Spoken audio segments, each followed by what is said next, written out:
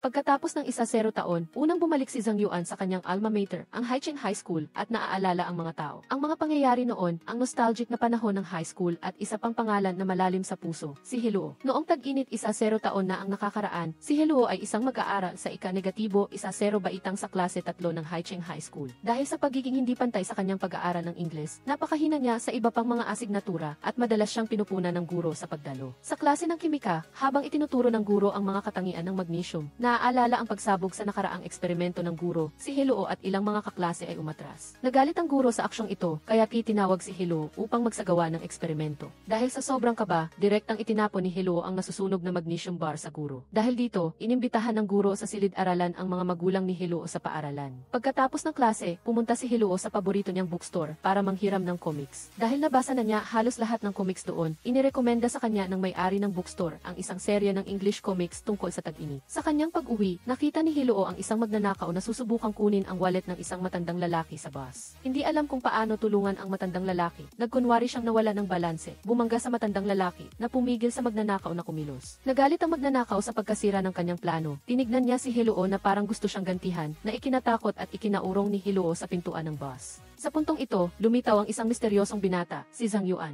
Nagpanggap siyang kasintahan ni Heluo, isinuot sa kanya ang isang earphone, hinintay na bumaba ang magnanakaw bago niya inalis ang earphone at bumaba rin. Saglit lang nagkita sina Heluo at Zhang Yuan, hindi niya kilala kung sino siya at hindi niya rin matandaan ng malinaw ang mukha niya, punong-puno ng pagdududa ang kanyang isipan tungkol sa misteryosong binata na ito. Matapos isipin si Zhang Yuan, inilabas ni Heluo ang bagong hiram na comics para basahin. Ang kwento ay tungkol sa isang ordinaryong estudyanteng lalaki na nagngangalang si Re sa Dongming High School. Sa kanyang pag-uwi mula sa klase, hindi sinasadyang nasangkot si Re sa isang labanan nang masaksihan niya ang isang grupo ng mga tao na pinapalibutan at sinasaktan ang isang misteryosong lalaki. Habang abala sa pagbabasa ng comics, napansin ni Heluo ang isang piraso ng papel na nakasingit sa libro na humihingi ng tulong mula sa isang taong marunong mag-Ingles upang isalin ang nilalaman ng comics. Nakita ito ni Heluo bilang isang pagkakataon upang magsanay ng Ingles, kaya isinalin niya ang buong nilalaman ng comics. Kinabukasan sa klase, ikinuwento ni Heluo sa kanyang mga kaibigan, kabilang na si Dianxin, ang insidente sa bus kasama ang magnanakaw. Hindi pa siya nakakabangon mula sa pagsisisi na hindi siya nakapagpasalamat kay Zhang Yuan nang dinala ng guro sa silid-aralan ang isang bagong estudyante na walang iba kundi si Zhang Yuan.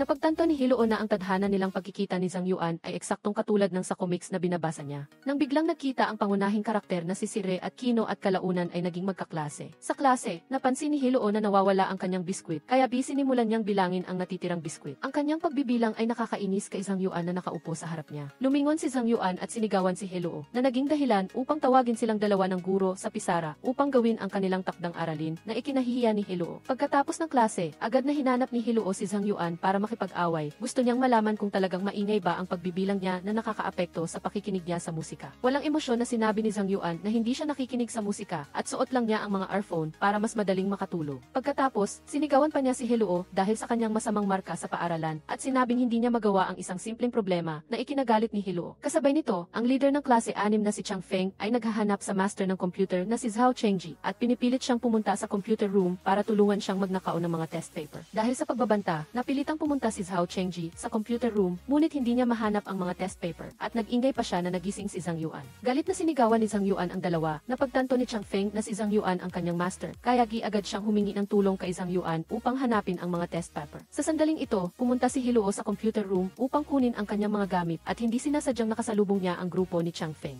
Nag-aalangan si Zhang Yuan kung tutulungan ba niya si Chang Feng. Ngunit sinabi ni Heluo sa isang mapanuksong tono na tiyak na papayag siya. Upang salungatin si Heluo, tumango si Zhang Yuan at pumayag na tulungan si Chang Feng. Hindi pinansin ni Heluo ang ginagawa ng grupo ni Chang Feng at gusto na niyang umalis, ngunit pinigilan nila siya at sinabing hindi maaaring umalis ang isang taong nakakaalam ng pangyayari. Binigyan ni Zhao Chengji si Heluo ng isang piraso ng papel na sinasabi sa kanya na dumalo sa isang pulong pagkatapos ng klase. Naiinis na sinabi ni Heluo na hindi siya kasali sa usapan at hindi niya kailangang dumalo, ngunit hindi ito pinansin ng grupo ni Chang Feng. Naglabas si Zhang Yuan ng isang ETC at sinabing kailangang isaksak ito sa computer sa opisina. Ibinigay agad ng grupo ni Chang Feng ang gawaing ito kay Heluo, ang pinakamabilis tumakbo sa kanila. Habang isinasaksak ni Heluo ang AST, nahuli siya ng guro, kaya tinawag niya silang apat sa opisina para tanungin sila at pinagalitan niya si Heluo bilang ang utak ng gulo. Pinuna ng guro si Heluo sa kanyang mahinang pag-aaral at agad namang nagsalita si Chang Feng upang ipagtanggol si Heluo. Sinabing siya ang laging huli sa klase bawat taon. Binago ng guro ang kanyang tono, sinabing magkaiba si Chang Feng at Heluo, at inako ni Zhang Yuan ang lahat ng responsibilidad. Pinuri ng guro si Zhang Yuan, pinaalalahanan siya na iba siya kay Heluo, na mayroon siyang potensyal na makapasok sa Tsinghua University, at huwag hayaan si Heluo na turuan siya sa pag-aaral.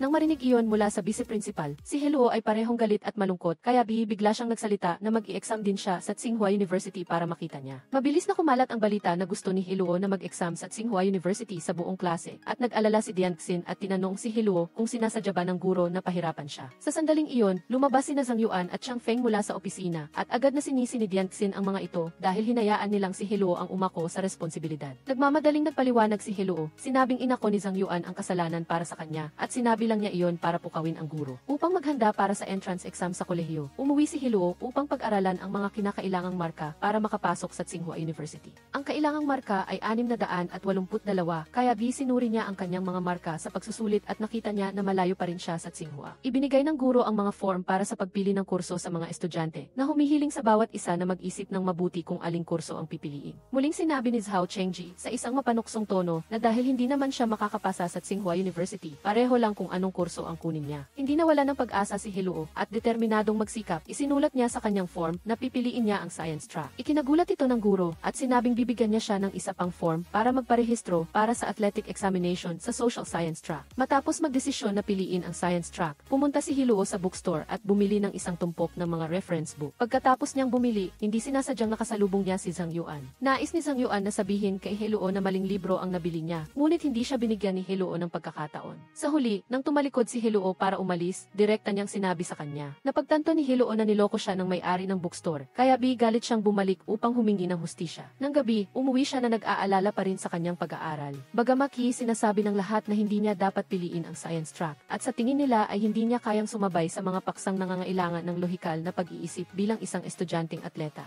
Ngunit nanatili pa rin si Heluo sa kanyang desisyon. Samantala, sinabi ni Liyun Wei sa kanyang lola na mag-aaral siya sa science track. Pagkatapos ay binigay niya sa lola niya ang pera na kinita niya, at nagsinungaling na ito ay school award para sa mga matatalinong estudyante. Pagkatapos kumain, pumunta si Liyun Wei sa gate ng paaralan para maghanap ng part-time na trabaho bilang tutor, at hindi niya inaasahang nakita niya si Chang Feng. Nang makita siya na naghahanap ng part-time na trabaho, lumapit si Chang Feng para tuksuhin siya. Sa galit, sinampal siya ni Liyun Wei. Matapos masampal, humingi si Chang Feng ng tawad at nag-alok na bayaran siya upang maging tutor. Ibinigay na ang test paper sa physics, at marami ng pag-unlad si Heluo, at nasagot niya ng tama ang 2 sa 3 na problema. Pinuri siya ni Dian Xin at ng kanyang mga kaibigan, at habang ipinagmamalaki ni Heluo ang kanyang tagumpay, tinawag si Zhang Yuan sa opisina ng guro. Pagkatapos niyang tuyain si Zhang Yuan, tinawag din siya. Inisip ng guro na ang biglaang pag-unlad ni Heluo ay dahil sinilip niya ang sagot ni Zhang Yuan, kaya tinawag niya silang 2 sa opisina. Hindi inamin ni Zhang Yuan na kinopya ni Heluo ang kanyang sagot, at iminungkahi niya na bigyan sila ng guro ng isa pang pagsusulit upang patunayan ang kakayahan ni Heluo, at pumayag naman ang guro. Nang lumabas sila sa opisina, tinanong ni Zhang Yuan si Heluo kung paano siya bumilis ang kanyang pag-unlad. Tapat na sinabi ni Heluo na isinasaulo niya ang 2 pahina ng takdang aralin sa physics, at sa dami nito, nagkamali siya sa isang problema at sinagot niya ito ng tama. Hindi maintindihan ni Zhang Yuan ang paraan ng pag-aaral ni Heluo, ngunit naawa siya sa kanya. Gusto niyang tulungan si Heluo, ngunit hindi niya mahanap ang pagkakataon. Nang makita niya si Heluo na masikap na nag-aaral araw at gabi, na nagpupuyat para mag-aral, naisip ni Zhang Yuan ang isang paraan. Sinadya niyang bumili ng isang reference book para sa matatalinong estudyante at dinala ito sa guro, na naging dahilan upang mawala sa isip ng guro ang pag-i-exam kay Heluo. Sinabihan ni Zhang Yuan si Heluo na hindi na kailangang mag-exam pagkatapos ng klase, na ikinatuwa at ikinabahala ni Heluo.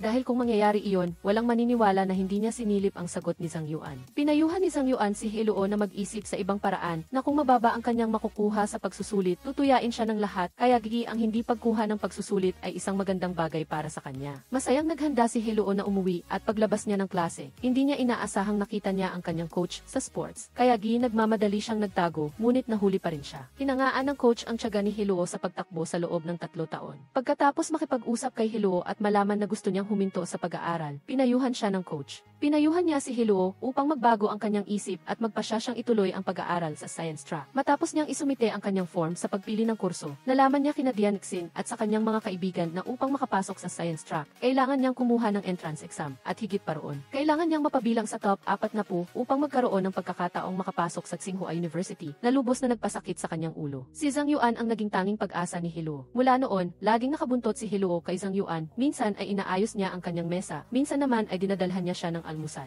Ang pagbibigay niya ng inumin ay nagtaka kay Zhang Yuan at naging dahilan upang manghingi pa siya ng iba at pinaghihinalaan pa niya na nagtatapat si Heluo sa kanya. Matapos tanungin ni Zhang Yuan, tapat na sinabi ni Heluo na ginagawa niya iyon para matulungan siya sa pag-aaral. Gayunpaman, hindi mabait na tao si Zhang Yuan at masyado siyang masungit para magtutor sa isang ordinaryong kaklase na tulad niya, kaya walang emosyon siyang tumanggi. Ang pagsisikap ni Heluo ay hinangaan ng kanyang katabi at ni Yunwei, ngunit hindi niya pa rin mapapayag si Zhang Yuan. Habang lumilipas ang oras, papalapit na ang exam sa kurso na nagpapakaba kay Heluo. Sa isang tanghali pagkatapos ng klase, hindi sinasadyang napulot ni Heluo ang isang sulat na maingat na nakabalot at may cute na sticker sa labas ng upuan.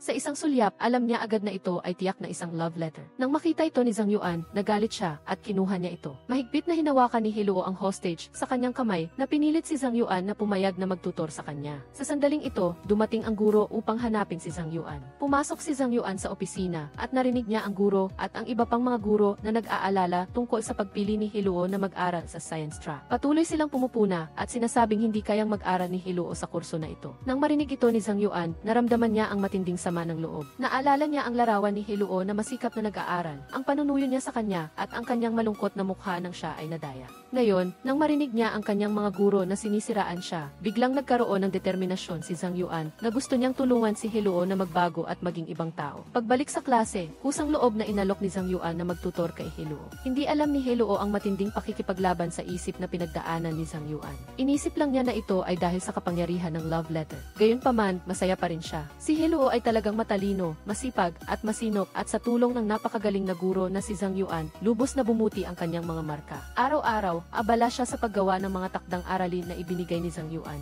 na tinitingnan ang mahahalagang bahagi na minarkahan niya at nakikinig sa kanyang matatayog na kritisismo. Gayunpaman, hindi nawala ng pag-asa si Heluo. Bukod sa kanyang masigasig na pag-aaral, lagi pa ring naiisip ni Heluo ang taong humingi ng tulong sa kanya upang isalin ang comics noong nakaraan. Sa tuwing pupunta siya sa bookstore upang manghiram ng comics, tinitingnan niya kung sumagot na ang taong iyon sa kanyang sulat. Isinusulat ni Heluo ang lahat ng kanyang iniisip sa mga sulat at nakikinig at sumasagot naman ang taong iyon sa kanya. Ang mga sulat na ito ang naging dahilan upang maging malapit sila kahit na hindi pa sila nagkikita. Malapit na ang araw ng exam at parehong alam ni Heluo at Zhang Yuan na ito na ang oras para maghiwalay sila. Naniniwala si Zhang Yuan na sa kasalukuyang kakayahan ni Heluo, hindi siya makakapasa sa kanyang klase at alam din ni Heluo ang kanyang lugar. Ibinigay niya pabalik ang love letter kay Zhang Yuan nang hindi binabasa ang nilalaman nito. Marahil, mula ngayon, hindi na sila magkikita. Gayunpaman, ang resulta ay lubos na hindi inaasahan. Dahil sa dedikadong pagtuturo ni Zhang Yuan, nakapasa si Heluo sa klase 11 tandang bawas 2 kasama sina Yunwei at Chengji. Mas nakakagulat pa, si Zhang Yuan, na laging nasa unang pwesto sa buong antas, ay bumagsak at napunta rin sa klase 11 tandang bawas 2. Parehong nagulat at natakot si Heluo, tumakbo siya sa opisina ng guro upang humingi ng tawad.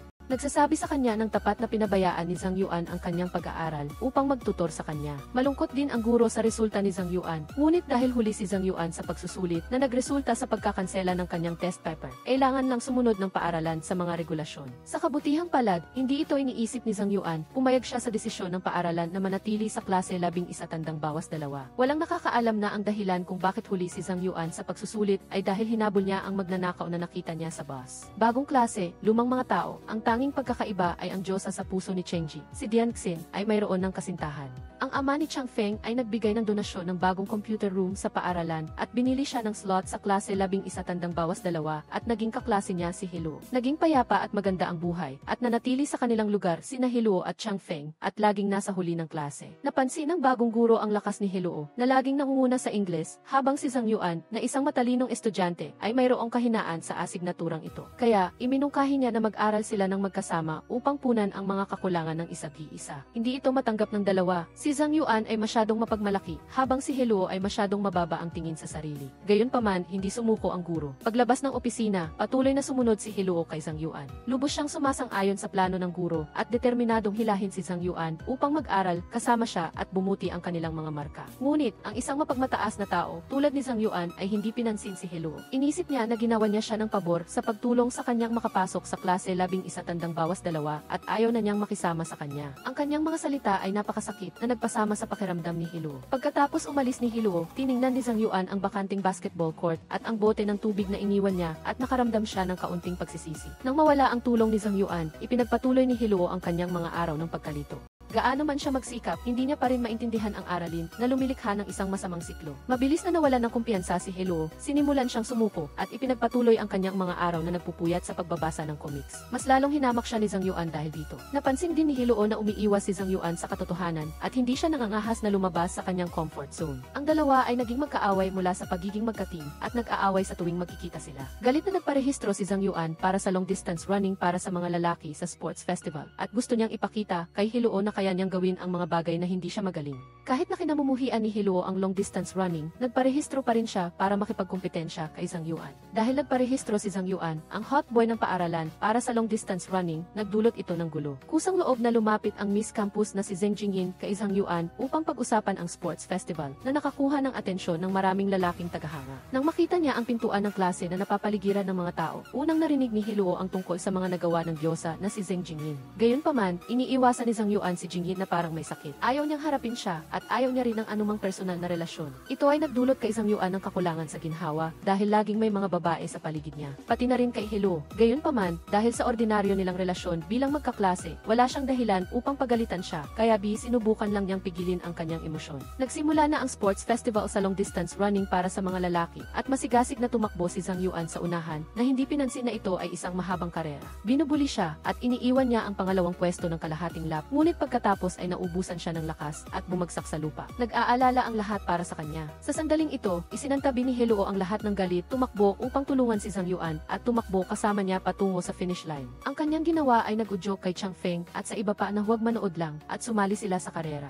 Kahit na huling natapos si Zhang Yuan, bumuti ang kanyang relasyon kay Hiluo. Handa na silang harapin ang kanilang mga problema, nagkasundo at ipinagpatuloy ang laban. Mula noon, binaligtad ang sitwasyon at si Hiluo, na dating hinahamak ni Zhang Yuan, ay bumalik sa itaas at nangibabaw sa kanya sa Ingles. Naging responsable din si Hiluo, naghahanap ng maraming English materials na may kinalaman sa interes ni Zhang Yuan para turuan siya, na nagpahanga sa kanya. Ang lalong pagiging malapit ng dalawa ay ikinabigla ni Jingyin, kaya lalo pa siyang nag-atake, at madalas siyang pumunta sa klase 11 tandang bawas dalawa at sinadyang magpakita kay Hiluo. Sa labas ay nagkunwari si Hiluo na wala siyang pakialam, ngunit sa loob ay nag-aapoy siya sa selos. Sinadya niyang magtutor ng Ingles sa ibang lalaking estudyante sa harap mismo ni Zhang Yuan upang ipakita sa kanya na hindi siya espesyal. Ang kanyang ginawa ay nagpasama sa pakiramdam ni Zhang Yuan, lalo na nang makita niya ang seryosong mukha ni Hiluo, ang kanyang matalik na kilos sa iba, mas lalo siyang nagalit. Sinimulan din ni Chang Feng at Cheng Ji na mapansin na iba ang pagtrato ni Zhang Yuan kay Hiluo. Gayunpaman, umiti lang si Zhang Yuan at matalinong tinanggihan ang lahat. Habang lumilipas ang panahon, ipinagpatuloy ng tatlo ang hindi komportabling relasyon na ito at hindi nagtagal, dumating na ang huling pagsusulit. Ginawa ni Hiluo ang lahat ng kanyang makakaya na umaasa na mapabilang sa top 1-0 sa buong antas sa huling pagsusulit upang ang kanyang ina ay mataas ang noo sa SE meeting. Lubos siyang nakatuon sa pagsusulit at nag-aalala rin siya sa kanyang resulta. Gayunpaman, ang resulta ay hindi ayon sa inaasahan. Kahit na malayo na siya kay Chang Feng, malayo pa rin siya sa kanyang target na mapabilang sa top 1-0. Hindi na kailangang sabihin pa na natili pa rin si Zhang Yuan sa unang pwesto sa buong antas. Ang mga pagpapatunay at paghihikayat ng lahat kay Hiluo ay tila walang saysay at sa kanyang paningin sa sandaling iyon ay kabiguan lamang. Buong pusong inaalagaan ang kanyang anak at umaasa na si Hiluo ay matatag na malalagpasan ang mahirap na yugto ng high school.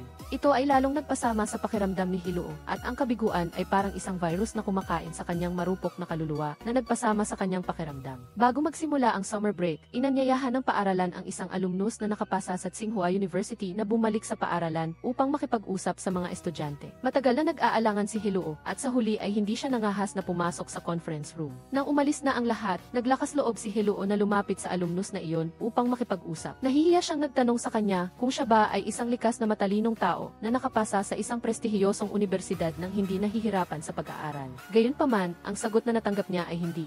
Prangkang ibinahagi niya na sinagutan niya ang lahat ng mga test paper sa bookstore. Para sa matematika, na kanyang kahinaan, sinagot niya ang bawat malaking problema ng hindi bababa sa 3 beses. Dahil sa kanyang walang humpay na pagsisikap, nakamit niya ang tagumpay na mayroon siya ngayon. Kung ikukumpara sa kanya, lalong naramdaman ni Hiluo na siya ay napakaliit at mahina. Malapit na ang summer break at inaanyayahan ni Dianxin ang lahat na gumawa ng mga plano para sa bakasyon. Ngunit sina Cheng Ji at Chang Feng lang ang sumang-ayon. Masayang sinabi ni Zhang Yuan na ipagpapatuloy niya ang pagsasanay kasama si Hiluo at susubukan niyang makamit makamit ang magagandang resulta sa entrance exam sa kolehiyo. Gayunpaman, si Heloo, na hindi pa nakakabangon mula sa kanyang kabiguan, ay tila walang sigla at hindi na kasing excited tulad ng dati. Lumang lugar, lumang tao, ngunit iba ang pakiramdam. Si Zhang Yuan ay mas matyaga at positibo, ngunit si Heloo ay nag-aaral ng baliw. Matapos niyang magkamali ng 3 beses sa parehong problema, sa wakas ay sumabog siya. Sumigaw si Heloo sa desperasyon, umuwi at pinunit ang lahat ng kanyang mga takdang aralin, at ang lahat ng naipong presyon ay nagpatumba sa kanya. Ang kabiguan at sakit ay nagdudulot sa kanya ng pagdududa sa kanyang hinaharap. Ang biglaang kilos ni Heloo ay ikinagulat ni Zhang Yuan. Hindi niya maintindihan kung ano ang nangyayari, ngunit gusto pa rin niyang tulungan si Heloo, na nagnanais na sumuko. Muling pumunta si Heloo sa bookstore, gamit ang isang peking ngiti upang itago ang kalungkutan sa kanyang puso. Gamit ang virtual world upang takasan ang malupit na katotohanan. Samantala, matyagang hinintay siya ni Zhang Yuan sa paborito nilang lugar at hindi siya umalis kahit na umuulan. Tumakas si Heloo sa loob ng 3 araw, ngunit ang mukha ni Zhang Yuan ay laging nasa kanyang isipan na nagpapatindi sa kanyang sakit. Sa gitna ng bagyo, bumalik si Heloo sa kanyang mesa kung saan nakipagkita siya kay Zhang Yuan. Ang mga walang saysay na salita ng pagpapalubag loob ng iba ay nawalan ng kahulugan. Nang makita niya na nalulungkot pa rin si Heloo, isinara ni Zhang Yuan ang libro, hinila siya sa isang arcade. Ang kanyang ginawa ay nagulat kay Heloo, ngunit mabilis siyang naakit sa video game. Habang masayang naglalaro si Heloo ng video game, nakalimutan niya ang lahat ng kanyang problema. Natalo naman siya ni Zhang Yuan sa isang laro ng chess. Ginamit niya ito upang makipag-usap kay Heloo na para sa bawat tamang sagot sa takdang aralin, makakakuha siya ng isang token para sa arcade game at tuturuan din niya siya ng mga trick sa paglalaro ng video game. Ang stratehiya na ito ay lubos na ikinatuwa ni Heloo. Mabilis siyang nakabawi at nakuha niya rin ang kanyang motibasyon sa pag-aaral. Ang dalawa ay masayang nag-aral sa buong summer break at masyado silang nakatuon na nakalimutan nila ang birthday party ni Chang Feng. Ito ay nagpalungkot kay Chang Feng, ngunit nang makita niya silang dalawa na masikap na nag-aaral,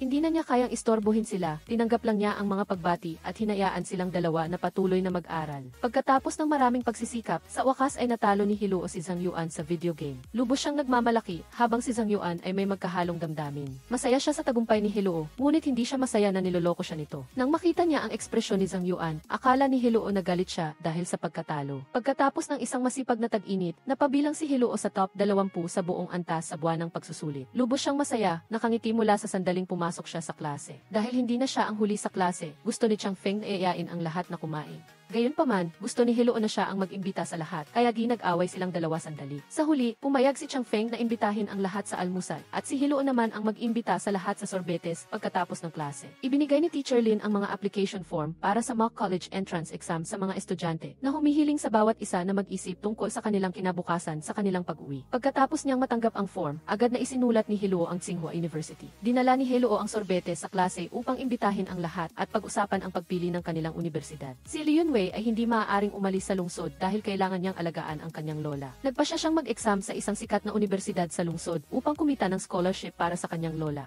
Si Diane Xin ay determinadong mag-exam sa Art Academy. Nang marinig ito ni Chengji, gusto niya ring mag-exam sa Art Academy na ikinagulat ng lahat dahil sa kanyang baliw na ginawa. Ang tiyuhin ni Heloo ay bumalik mula sa ibang bansa at sinadya siyang sunduin ng ina ni Heloo sa paaralan upang makita ang kanyang tiyuhin, kaya gihipag-uwi niya, sinabi niya agad ito sa kanyang ina. Napansin ng ina ni Heloo ang mga token ng arcade game sa bulsa ng kanyang jacket at nalaman niya na madalas silang pumunta ni Zhang Yuan sa IES. Kaya di nagduda siya na ang dahilan kung bakit ayaw ni Heloo na mag-aral sa ibang bansa ay dahil kay Zhang Yuan. Inamin ni Heloo na naglaro siya ng mga video game at pumunta sa IES kasama si Zhang Yuan at ipinaliwanag niya na hindi ito tulad ng iniisip ng kanyang ina, ngunit hindi pa rin siya naniwala. Hindi nakinig ang kanyang ina sa paliwanag ni Heloo at sinabi niya sa kanyang sumunod sa plano ng kanyang tiyuhin at mag-aral sa ibang bansa. Sinabi ni Heloo kay Zhang Yuan na malapit na siyang mag-aral sa ibang bansa. Sinabi ni Zhang Yuan na napakaganda ng paaralan na inirekomenda ng kanyang tiyuhin. Sinabi ni Heloo sa kanya na ang tunay na dahilan kung bakit siya nag-aalangan ay dahil gusto niyang malaman kung sino si Yuan Fang, ang taong nakabasa ng comics kasama niya. Sinabi ni Heloo kay Zhang Yuan na sa tingin niya ay isang gwapong binata si Yuan Fang at tulad ni Daniel Wu. Pagkatapos marinig ito ni Zhang Yuan, naintindihan niya na si Heloo ang master na hinahanap niya. Kaya, sinabi niya kay Heloo na tanungin si Yuan Fang kung siya ay gwapo. Pumunta si Heloo sa bookstore upang hanapin ang comics na iyon.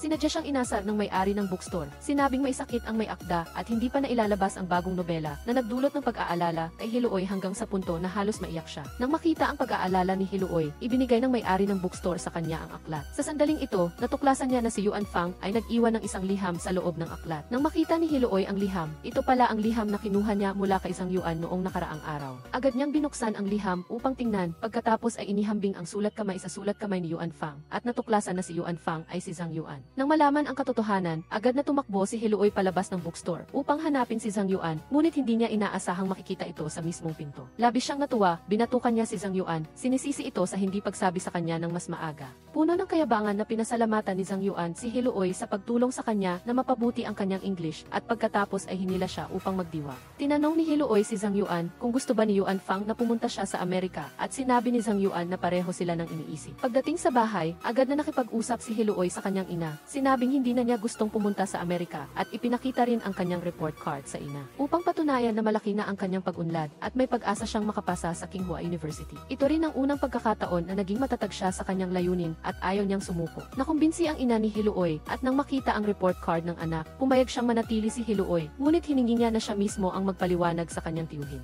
At hindi dapat makipag-date at hindi dapat maging masyadong malapit kay Zhang Yuan. Isang araw, habang nag-aaral ang lahat, biglang nahulog sa sahig ang mga aklat at notebook sa mesa. Nagbiro ang lahat kung mailindol ba. Sa sandaling ito, natuklasan ni Zhang Yuan na mayroon talagang lindol at agad na sinabihan ang lahat na pumunta sa schoolyard upang lumikas. Dahil kararating lang ng medical rescue team ng ama ni Hiluoy sa Wenchuan, labis siyang nag-aalala sa kaligtasan ng kanyang ama at gusto pa niyang pumunta sa disaster area upang tumulong. Upang makatulong sa mga tao sa disaster area, si Zhang Yuan, Hiluoy at ang kanilang mga kaibigan ay nagtayo ng donation booth para sa mga gamit sa loob mismo ng paaralan. Nakita ng class advisor ang kanilang ginawa. Galit na sinaway sila at hiniling na agad na magligpit ng kanilang mga gamit at sinabi rin kay Hiluoy na tawagin ang kanyang ina upang pumunta sa paaralan. Matapos mag-usap, napagtanto ng grupo ni Hiluoy na nakakolekta sila ng maraming donasyon, ngunit hindi nila alam kung paano ito ipadala sa Wenchuan. Nagmagaling si Chang Feng na hihingi siya ng tulong sa kanyang ama upang magpadala ng truck. Pag-uwi ni Chang Feng upang sabihin sa kanyang ama, hindi niya inaasahang magagalit ito. Hindi pumayag na tumulong at sinaway pa siya na nagmamalaki. Dahil sa pagsaway ng ama, galit na tinawag ni Chang Feng ang kanyang ama na isang sakim na mga lakal at binugbog siya. Pagkatapos bugbugin, pumunta si Chang Feng sa bahay ni Li Yunwei upang magtago at sinabi sa kanya ang lahat ng kanyang sama ng loob. Alam ni Li Yunwei na tiyak na hindi papayag ang ama ni Chang Feng.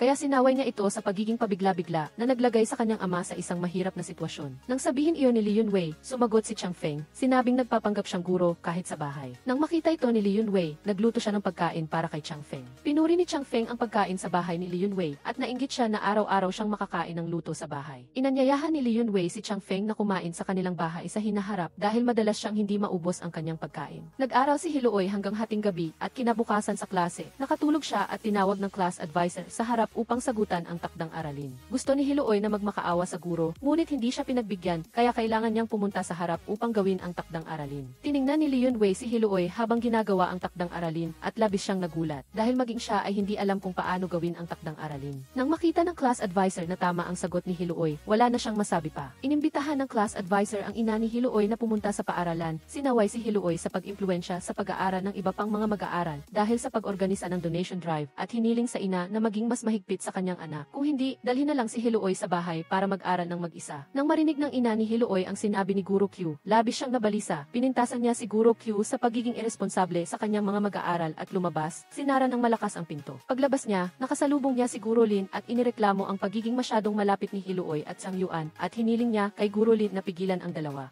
Pumunta ang ama ni Chang Feng sa paaralan upang hanapin si Chang Feng. Pumayag siyang tulungan itong magdala ng mga gamit at humingi rin ng paumanhin, inaayos ang alitan sa pagitan nilang mag-ama. Matapos marinig ang reklamo ng ina ni Hiluoy, tinawag ni Guro Lin si Zhang Yuan sa opisina upang mag-usap. Hiniling sa kanya na lumayo kay Hiluoy at sinabihan siyang bumalik sa klas 11 tandang bawas isa upang mag-aral. Ayaw ni Zhang Yuan na lumipat ng klase, ngunit ang desisyon ng paaralan ay nagawa na. Wala siyang magawa kundi mag-impake ng kanyang mga gamit at bumalik sa kanyang dating klase. Pagkaalis ni Zhang Yuan, humingi ng paumanhin si Guro Lin sa mga mag-aaral dahil sa donation drive at pagkatapos ay ipinaliwanag na ang anak ng class advisor ay nag-aaral sa Sichuan. Ang guro na si Q ay sabay na nag-aalala para sa kanyang anak na babae at nakatuon sa kanyang trabaho, kaya humingi siya ng pangunawa mula sa lahat. Pag-uwi ni Hiluoy, tinawagan ng kanyang ina ang kanyang ama, pagkatapos ay kinuha ang lahat ng kanyang mga telepono at comics at hiniling sa kanya na mag-focus lamang sa kanyang pag-aaral. Ilang beses na tinawagan ni Zhang Yuan si Hiluoy, ngunit hindi niya ito makontak, kaya pumunta siya sa ilalim ng bahay nito. Nagsulat ng mensahe sa papel at niyaya siyang magkasama silang makapasa sa Tsinghua University. Dahil sa pangako kay Zhang Yuan, buong puso siyang nagsikap si Hiluoy, binaliwala ang lahat ng libangan at nag-aral araw at gabi. Ang pagsisikap ni Hiluoy ay sa wakas ay nagbunga. Sa huling mock university entrance exam, nakakuha siya ng mahusay na resulta na naglagay sa kanya sa ika-negatibo 3 pwesto sa buong klase at labis siyang pinuri ni Guro Lin. Umuwi ang lahat ng mga mag-aaral upang maghanda para sa eksaminasyon. Bago umuwi, pumunta si Zhang Yuan sa ilalim ng bahay ni Hiluoy upang magpaalam sa kanya at nagkita sila muli pagkatapos ng eksaminasyon. eksaminasyon. Hindi niya inaasahang mahuhuli siya ng ina ni Hiluoy habang nagbabato siya sa bintana ng kwarto nito. Isinara ng ina ni Hiluoy ang bintana, hindi pinahintulutan si Zhang Yuan na gambalain ang kanyang anak na babae. At sinabi rin kay Hiluoy na nag-book na siya ng isang silid sa hotel malapit sa paaralan kung saan gaganapin ang eksaminasyon para sa kanya at hiniling sa kanya na mag-focus sa pag-aaral. Pumunta ang tiyuhin ni Hiluoy upang hanapin si Zhang Yuan. Pinasalamatan siya sa pagtuturo at pag-aalaga kay Hiluoy at ipinahayag din ang kanyang pananaw. Naniniwala siya na si Zhang Yuan ay napakagaling mag-aral at hinikayat siyang magsikap na makapasa sa universidad sa Beijing kasama si Hiluoy. Dinala ng ina ni Hiluoy si Hiluoy sa hotel. Gusto ni Hiluoy na isama ang kanyang mga kaibigan na sina Tian Xin at Li Yunwei. Matapos maunawaan ang sitwasyon ng dalawang kaibigan, pumayag ang ina ni Hiluoy. Pagkaalis pa lang ni Hiluoy sa bahay, hinanap siya ni Zhang Yuan ngunit hindi niya ito nakita. Dahil hindi niya nakita si Hiluoy, siya ay medyo tulala at sa kanyang pag-uwi, naaksidente siya sa trapiko at nasugatan ang kanyang kanang kamay. Pumunta si Chang Feng sa bahay ni Li Yunwei upang hanapin siya ngunit hindi niya ito nakita. Nakita lang niya ang lola nito na natutulog ng walang kumot. Nang kukunin na niya ang kumot upang takpan ang lola, narinig niya ang tawag sa 911 mula sa telepono na hawak nito. Sa sandaling ito, nalaman niya na may nangyari sa lola ni Yunwei kaya tinulungan niya itong dalhin sa ospital. Pagpasok pa lang ng lola ni Yunwei sa ospital, tumawag si Yunwei. Alam ni Chang Feng na nag-aaral si Yunwei para sa eksaminasyon kaya ayaw niya itong gambalain. Nagsinungaling siya na natutulog ang kanyang lola at sinabihan siyang huwag mag-alala at magpatuloy sa pag-aaral. Nagsimula na ang eksaminasyon sa universidad, ngunit na-late si Chang Feng ng 15 minuto dahil sa pag-aalaga sa lola ni Yunwei kaya napalampas niya ang eksaminasyon. Samantala, si Zhang Yuan, dahil sa kanyang nasugatang kamay, ay nagkaroon din ng problema habang sumasagot sa eksaminasyon kaya hindi naging maganda ang kanyang resulta. Pagkatapos ng eksaminasyon, umuwi si Yunwei upang hanapin ang kanyang lola at sa wakas ay nalaman niyang na-ospital pala ito at si Chang Feng ay laging nasa tabi niya upang alagaan siya. Agad niyang naunawaan na hindi nakilahok si Chang Feng sa eksaminasyon sa universidad. Si Hiluoy, dahil sa labis na stress at pagod, ay nagkasakit pagkatapos ng eksaminasyon. Dinalaw siya ni Dianexin, nagdala ng mga bulaklak para sa kanya, at sinabi sa kanya na naghihintay si Zhang Yuan sa ibaba, kaya agad na tumakbo si Hiluoy upang hanapin siya. Sinundo siya ni Zhang Yuan sakay ng kanyang motorsiklo, at nag-ikot-ikot sila, tinapos ang isang tag-init na puno ng alaala. Pagdating ng araw ng pagsumite ng college application form, bumalik si Zhang Yuan sa class 11 tandang bawas 2. Pagkatapos kalkulahin ang kanyang score, napagtanto niyang kulang pa siya ng kaunting puntos para sa cut-off score ng Tsinghua University. Hindi ipinahayag ni Zhang Yuan ang sikreto sa kanyang puso, at nang makita ang kumpiyansa at masayang ngiti ni Hiluoy, labis siyang nasiyahan. Nang isumite ni Hiluoy at ng kanyang mga kaibigan ang kanilang mga form at lumabas ng silid-aralan, nakita nila si Tian Xin na nakasuot ng napakagandang damit. Pinuri ng lahat ang kanyang damit, ngunit sinabi ni Zhao Chengjie na kamukha niya ang kanyang ina, kaya kailangan siyang hilahin ni Zhang Yuan. Nag-apply si Tian Xin sa Beijing Film Academy at ibinunyag din ni Zhao Chengjie ang kanyang pangarap na Beijing Film Academy. Tinanong ni Hiluoy si Li Yunwei kung anong universidad ang inaplay niya at narinig niyang sumagot ito na Haicheng University. Labis na nagulat si Hiluoy dahil lahat sila ay nag-apply sa mga universidad sa Beijing at gusto niya na baguhin din ni Li Yunwei ang kanyang mga pinili. Gayunpaman, hindi may iwan ni Li Yunwei ang kanyang lola at sinabi rin niya na may kasama siyang si Chang Feng na mananatili sa Haicheng. Ang mga salita ni Li Yunwei ay nagdulot ng pag-aalinlangan sa lahat at tinanong siya kung may nangyari ba. Sinabi ni Li Yunwei sa lahat ang tungkol sa hindi pagkuha ni Chang Feng sa eksaminasyon sa universidad. Dinala ni Li Yunwei ang lahat sa kanilang bahay upang kumain ng dumplings at tinanong ng kanyang lola si Chang Feng tungkol sa kanyang eksaminasyon. Nagsinungaling lang si Chang Feng na maayos ang kanyang eksaminasyon na lalong nagpasama ng pakiramdam ni Li Yunwei. Sinisi niya ang sarili niya sa pagiging dahilan upang mapalampas ni Chang Feng ang eksaminasyon sa universidad. Kaya tumakbo siya palabas at umiyak at kailangan siyang sundan ni Chang Feng upang aliwin. Nagpunta ang grupo ni Hiluoy upang lumangoy. Hinabol sila ni Zheng Jingyin hanggang sa swimming pool at hiniling niya kay Zhang Yuan na bigyan siya ng sagot. Nagdesisyon si Zhang Yuan na bigyan si Zheng Jingyin ng isang tiyak na sagot. Hinilan niya si Hiluoy sa labas, nilinaw na si Hiluoy ang gusto niya, at tinanggihan ang damdamin ni Zheng Jingyin. Hindi tinanggap ni Zheng Jingyin ang pinili ni Zhang Yuan, at tinanong niya si Hiluoy kung saan siya mas nakakalamang. Gayunpaman, mariing sinabi ni Zhang Yuan na si Hiluoy lang ang gusto niya, at pagkatapos ay hinawakan ang kamay nito. Kinabahan si Hiluoy habang chine-check ang kanyang resulta, at nalaman niyang nakapasa siya sa Tsinghua. Siya ay labis na natuwa, niyakap ang kanyang ina at ibinalita sa kanya ang magandang balita. Pagkatapos, nakipagkita si Hiluoy kay Zhang Yuan at sa kanilang mga kaibigan. Nagunahan sina Li Yunwei at Chen Xin sa pagbabahagi ng kanilang mga resulta sa pagsusulit at pagkatapos ay malungkot na ibinalita kay Hiluoy na hindi nakapasa si Zhao Chengjie sa kanyang una at ikalawang pinili. Nang medyo awkward ang atmosphere, tinanong ni Hiluoy ang resulta ng pagsusulit ni Zhang Yuan. Sinabi ni Chen Xin sa lahat na mayroon siyang bagong kasintahan na nagngangalang Wang Rui na nakilala niya sa Art Cram School na nagpatulala kay Zhao Chengjie. Wala nang gana ang grupo na manood ng mga resulta. Nagpunta ang grupo ni Hiluoy sa beach at si Chang Feng ang nagmaneho ng kotse upang sunduin sila na ikinatuwa ng lahat. Gayunpaman, isinama ni Tianxin si Wang Rui na ikinagalit ng lahat. Pagdating sa beach, inasikaso lang ni Tianxin si Wang Rui na labis na ikinalungkot ni Zhao Chengjai. Agad na inaliw ni Hiluoy at ng iba pa si Zhao Chengjai. Sinabing tiyak na maghihiwalay sina Tianxin at Wang Rui at lagi silang susuporta sa kanya. Nang makapagpahinga na si Wang Rui, tumakbo si Tianxin upang makipaglaro sa grupo ni Hiluoy. Inanyayahan ni Li Yunwei ang lahat na maglaro ng love fortune telling. Sinabi ni Hiluoy na hindi siya naniniwala sa panghula kaya sinubukan ito ni Zhang Yuan. Gayunpaman, pagkatapos ng ilang beses na pagbunot ng baraha, hindi niya nabunot si Hiluoy na nagpasama ng pakiramdam nito. Mag-isang kumain si Hiluoy ng inihaw na mais kaya sinundan siya ni Zhang Yuan. Tinanong siya kung bakit sinabi niyang hindi siya naniniwala, ngunit nalungkot siya sa resulta ng panghula. Sinabi ni Hiluoy kay Zhang Yuan ang kwento sa aklat upang makalimutan ang malungkot na bagay. Nagpatuloy si Hiluoy at Zhang Yuan sa paglalaro at lalo pang gumaling si Hiluoy, halos hindi na siya matalo ni Zhang Yuan at walang awa siyang inasar nito. Pagkatapos maglaro, kinuha ni Hiluoy ang video camera ni Zhao Chengjai at ipinakita kay Zhang Yuan ang isang video. Dahil alam niyang idolo ni Zhang Yuan ang basketball player na si Dwight Howard, humingi siya ng tulong sa may-ari ng comic book store upang i-record ang isang video kung saan nagbibigay ng pampalakas loob si Dwight Howard kay Zhang Yuan. Nagustuhan ni Zhang Yuan ang regalo ni Hiluoy. Sinabi rin ni Hiluoy kay Zhang Yuan na hiniling niya sa may-ari ng comic book store na itago ang 2 tiket para sa basketball game sa susunod na taon at niyaya siyang manood kasama niya. Biglang tumahimik si Zhang Yuan, hindi alam kung paano sasagutin si Hiluoy. Si Zhao Chengjai, dahil sa bagong kasintahan ni Tianxin, ay pumunta sa bar upang uminom at maglabas ng sama ng loob. Sumama si Chang Feng sa kanya at sinabihan siyang huwag mag-alala dahil sa isang taong tulad ni Wang Rui. Gayunpaman, hindi ito magawa ni Zhao Chengjai. Nang malasing, narinig niya si Wang Rui na sinisiraan si Tianxin, kaya galit siyang sumugod upang makipag-away sa kanya. Kinuwestiyon ni Chang Feng si Zhao Chengjai kung bakit niya pinapatulan ang mga sinasabi ni Wang Rui. Sinabi ni Zhao Chengjai na madaling sabihin, ngunit mahirap gawin at ang kanyang pag-ibig para kay Tianxin ay hindi magbabago kahit na makakita pa siya ng 1-0 o 100 pang kasintahan. Kaya, hiniling niya kay Chang Feng na huwag sabihin sa sinuman ang tungkol sa away. Malapit na ang araw ng pagkuha ng admission letter. Niyaya ni Hiluoy si Zhang Yuan na magpisa. Niyaya niya itong pumunta sa paaralan upang kunin ang admission letter na nagdulot ng pag-aalala kay Zhang Yuan.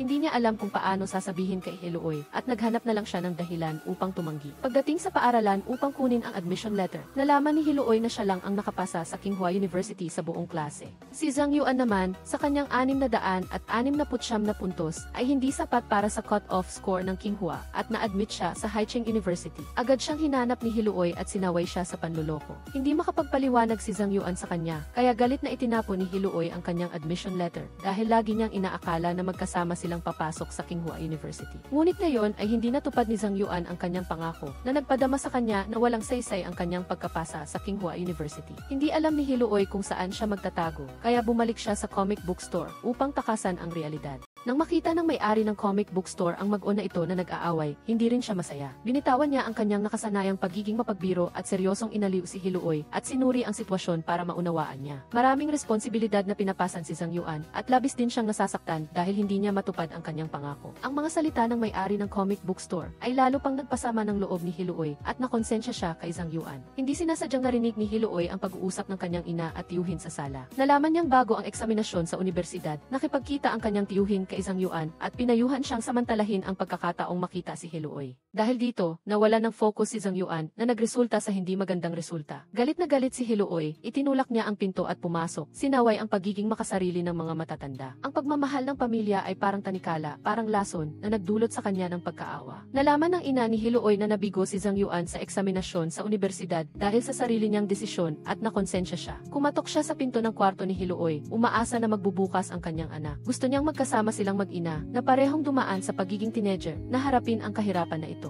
Binuksan ni Hiluoy ang pinto at nakinig sa mga payo ng kanyang ina habang lumuluha. Hindi tutol ang kanyang ina sa kanilang relasyon, ngunit ayaw niyang malunod si Hiluoy sa isang relasyon na maaaring maging isang pagkakamali. Ngayon, pinaghiwalay na sila ng malupit na katotohanan, milya-milya ang layo, sino ang makasisiguro na hindi magbabago ang kanilang damdamin. Ang pag-ibig ay hindi kailanman naging rasyonal, normal lang na biglang magmahal o biglang mawala ang pag-ibig. Gayunpaman, nagdesisyon pa rin si Hiluoy na sugalan ang pag-ibig na ito, anuman ang maging resulta, kahit na walang saysay ang lahat. Ang pagkapit sa batang pag-ibig na ito sa ngayon ay ang pinakamasayang bagay para sa kanya. Gayunpaman, si Zhang Yuan ang unang bumitaw, at sa halip na sabihing binitawan niya si Hiluoy, mas mainam na sabihing binitawan niya ang kanyang sarili. Ayaw niyang bumagal si Hiluoy sa kanyang landas dahil sa kanya. Mula noon, hindi na niya ito nakita, hindi na niya sinasagot ang mga tawag nito, at naglaho na siya sa buhay nito. Bumalik si Hiluoy sa kanilang nakasanayang rooftop sa paaralan, hinaplos ang mga lumang marka sa dingding, at naalala ang kanyang pagkabata. Dati, gumawa siya ng treasure map para kay Zhang Yuan, at sa araw ding iyon, opisyal silang naging magkasintahan.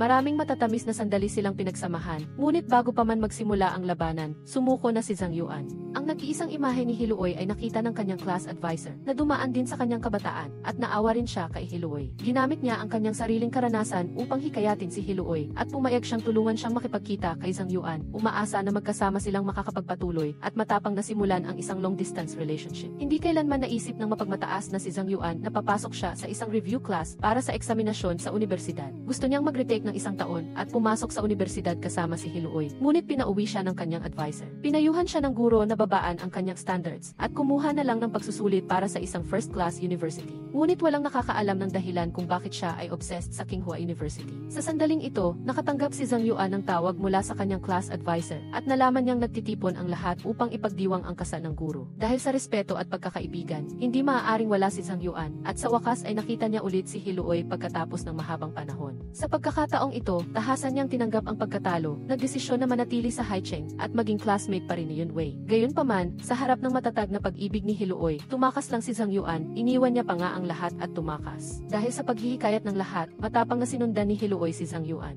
Tulala na nakahiga si Zhang Yuan sa kama, tila nawala na ang lahat ng magagandang bagay sa kanyang buhay. Si Hiluoy ay nakatayo sa ilalim ng bintana at sumisigaw sa kawalan ng pag-asa. Umaasa lang na maging mas malakas si Zhang Yuan, na harapin ang trahedyang ito kasama niya at tiisin ang sakit ng paghihiwalay sa pag-ibig. Gayunpaman, hindi naglakas loob si Zhang Yuan na magpatuloy, hindi niya kayang hayaang mabuhay si Hiluoy sa paghihirap at pag-aalala sa loob ng 4 na taon sa universidad. Sa hating gabi, tahimik na bumaba si Zhang Yuan, tinitigan ang larawan ng karakter sa laro na nakikipaglaban na iginuhit ni Hiluoy, at ang kanyang puso ay puno ng halo-halong emosyon. Marahil, hindi dapat dalhin ni Hiluoy ang adventure na ito ng mag-isa. Pumunta si Zhang Yuan sa game center. Nakita ang maliit na figura na nakaupo sa pamilyar na pwesto. Tahimik siyang lumapit, at nagpatuloy silang magkasama sa laro. Ang mood ni Hiluoy ay biglang sumigla. Si Zhang Yuan at Hiluoy ay nag-aral sa magkahiwalay na universidad. Sinimulan nila ang isang matamis na long-distance relationship. Madalas na nagpapalitan ng sulat at nag-uusap sa telepono na nagpapansin sa kanilang mga ka-roommate. Sa panahon ng military training, inireklamo si Zhang Yuan ng iba pang mga babae dahil hindi raw siya ngumingiti sa kanila. Galit na galit si Zhang Yuan, sinabi niyang kung ingiti siya sa mga babae buong araw, maituturing siyang maisakit. Pagkatapos ng training, agad siyang tumawag kay Hiluoy upang sabihin ito. Nagpapalit ng damit si Hiluoy sa banyo nang hindi sinasadyang nasipa ni Feng Xiao ang bola papasok. Inakala niyang walang tao sa loob kaya pumasok siya upang kunin ang bola. Pagpasok niya, nakita niya si Hiluoy kaya agad siyang tumalikod at hinintay itong lumabas. Patuloy siyang humihingi ng paumanhin sa kanya at si Hiluoy naman ay tapos ng magbihis at hindi na inalintana ang nangyari. Ngunit hindi pa rin tumigil sa paghingi ng paumanhin si Feng Xiao at nagdikit pa siya ng isang liham ng paghingi ng paumanhin sa gate ng kantin. Nang malaman ni Hiluoy na nagsulat ng liham ng paghingi ng paumanhin si Feng Xiao at isinapubliko pa ang nangyari sa banyo, dinala niya ang liham at sinaway siya. Sinabihan siyang huwag mag-isip-isip. Gayunpaman, nakita ni Feng Xiao na astig si Hiluoy at nagsimula siyang magkagusto sa kanya. Si Hiluoy ay sabik na makita si Zhang Yuan sa pambansang araw at nanaginip pa nga siyang nakikita niya si Zhang Yuan sa basketball court. Ngunit kahit anong subok niya, hindi siya makapasok sa court at biglang naglaho si Zhang Yuan. Sa sandaling ito, nalaman ni Hiluoy na nananaginip lang siya. Habang kumakain ng almusal, lumapit si Feng Xiao at umupo sa kanyang mesa. Naiirita si Hiluoy sa kanya at sinabihan siyang tumahimik upang makakain siya ng almusal. Nang kumakain si Hiluoy ng isang piraso ng tinapay, natuklasan ni Feng Xiao na may uod sa tinapay at hiniram niya ang telepono nito upang kuhanan ito ng larawan. Pagkatapos mag-shoot, dinala niya ang larawan sa faculty office upang i-report. Inakala ni Hiluoy na hindi na kailangang palakihin ang maliit na bagay na ito. Mahimbing siyang nag-aral upang makapasa dito, kaya nag-aatubili siyang pumasok sa opisina ng prinsipal. Sa sandaling nag-aalangan si Hiluoy, bumukas ang pinto ng opisina ng prinsipal.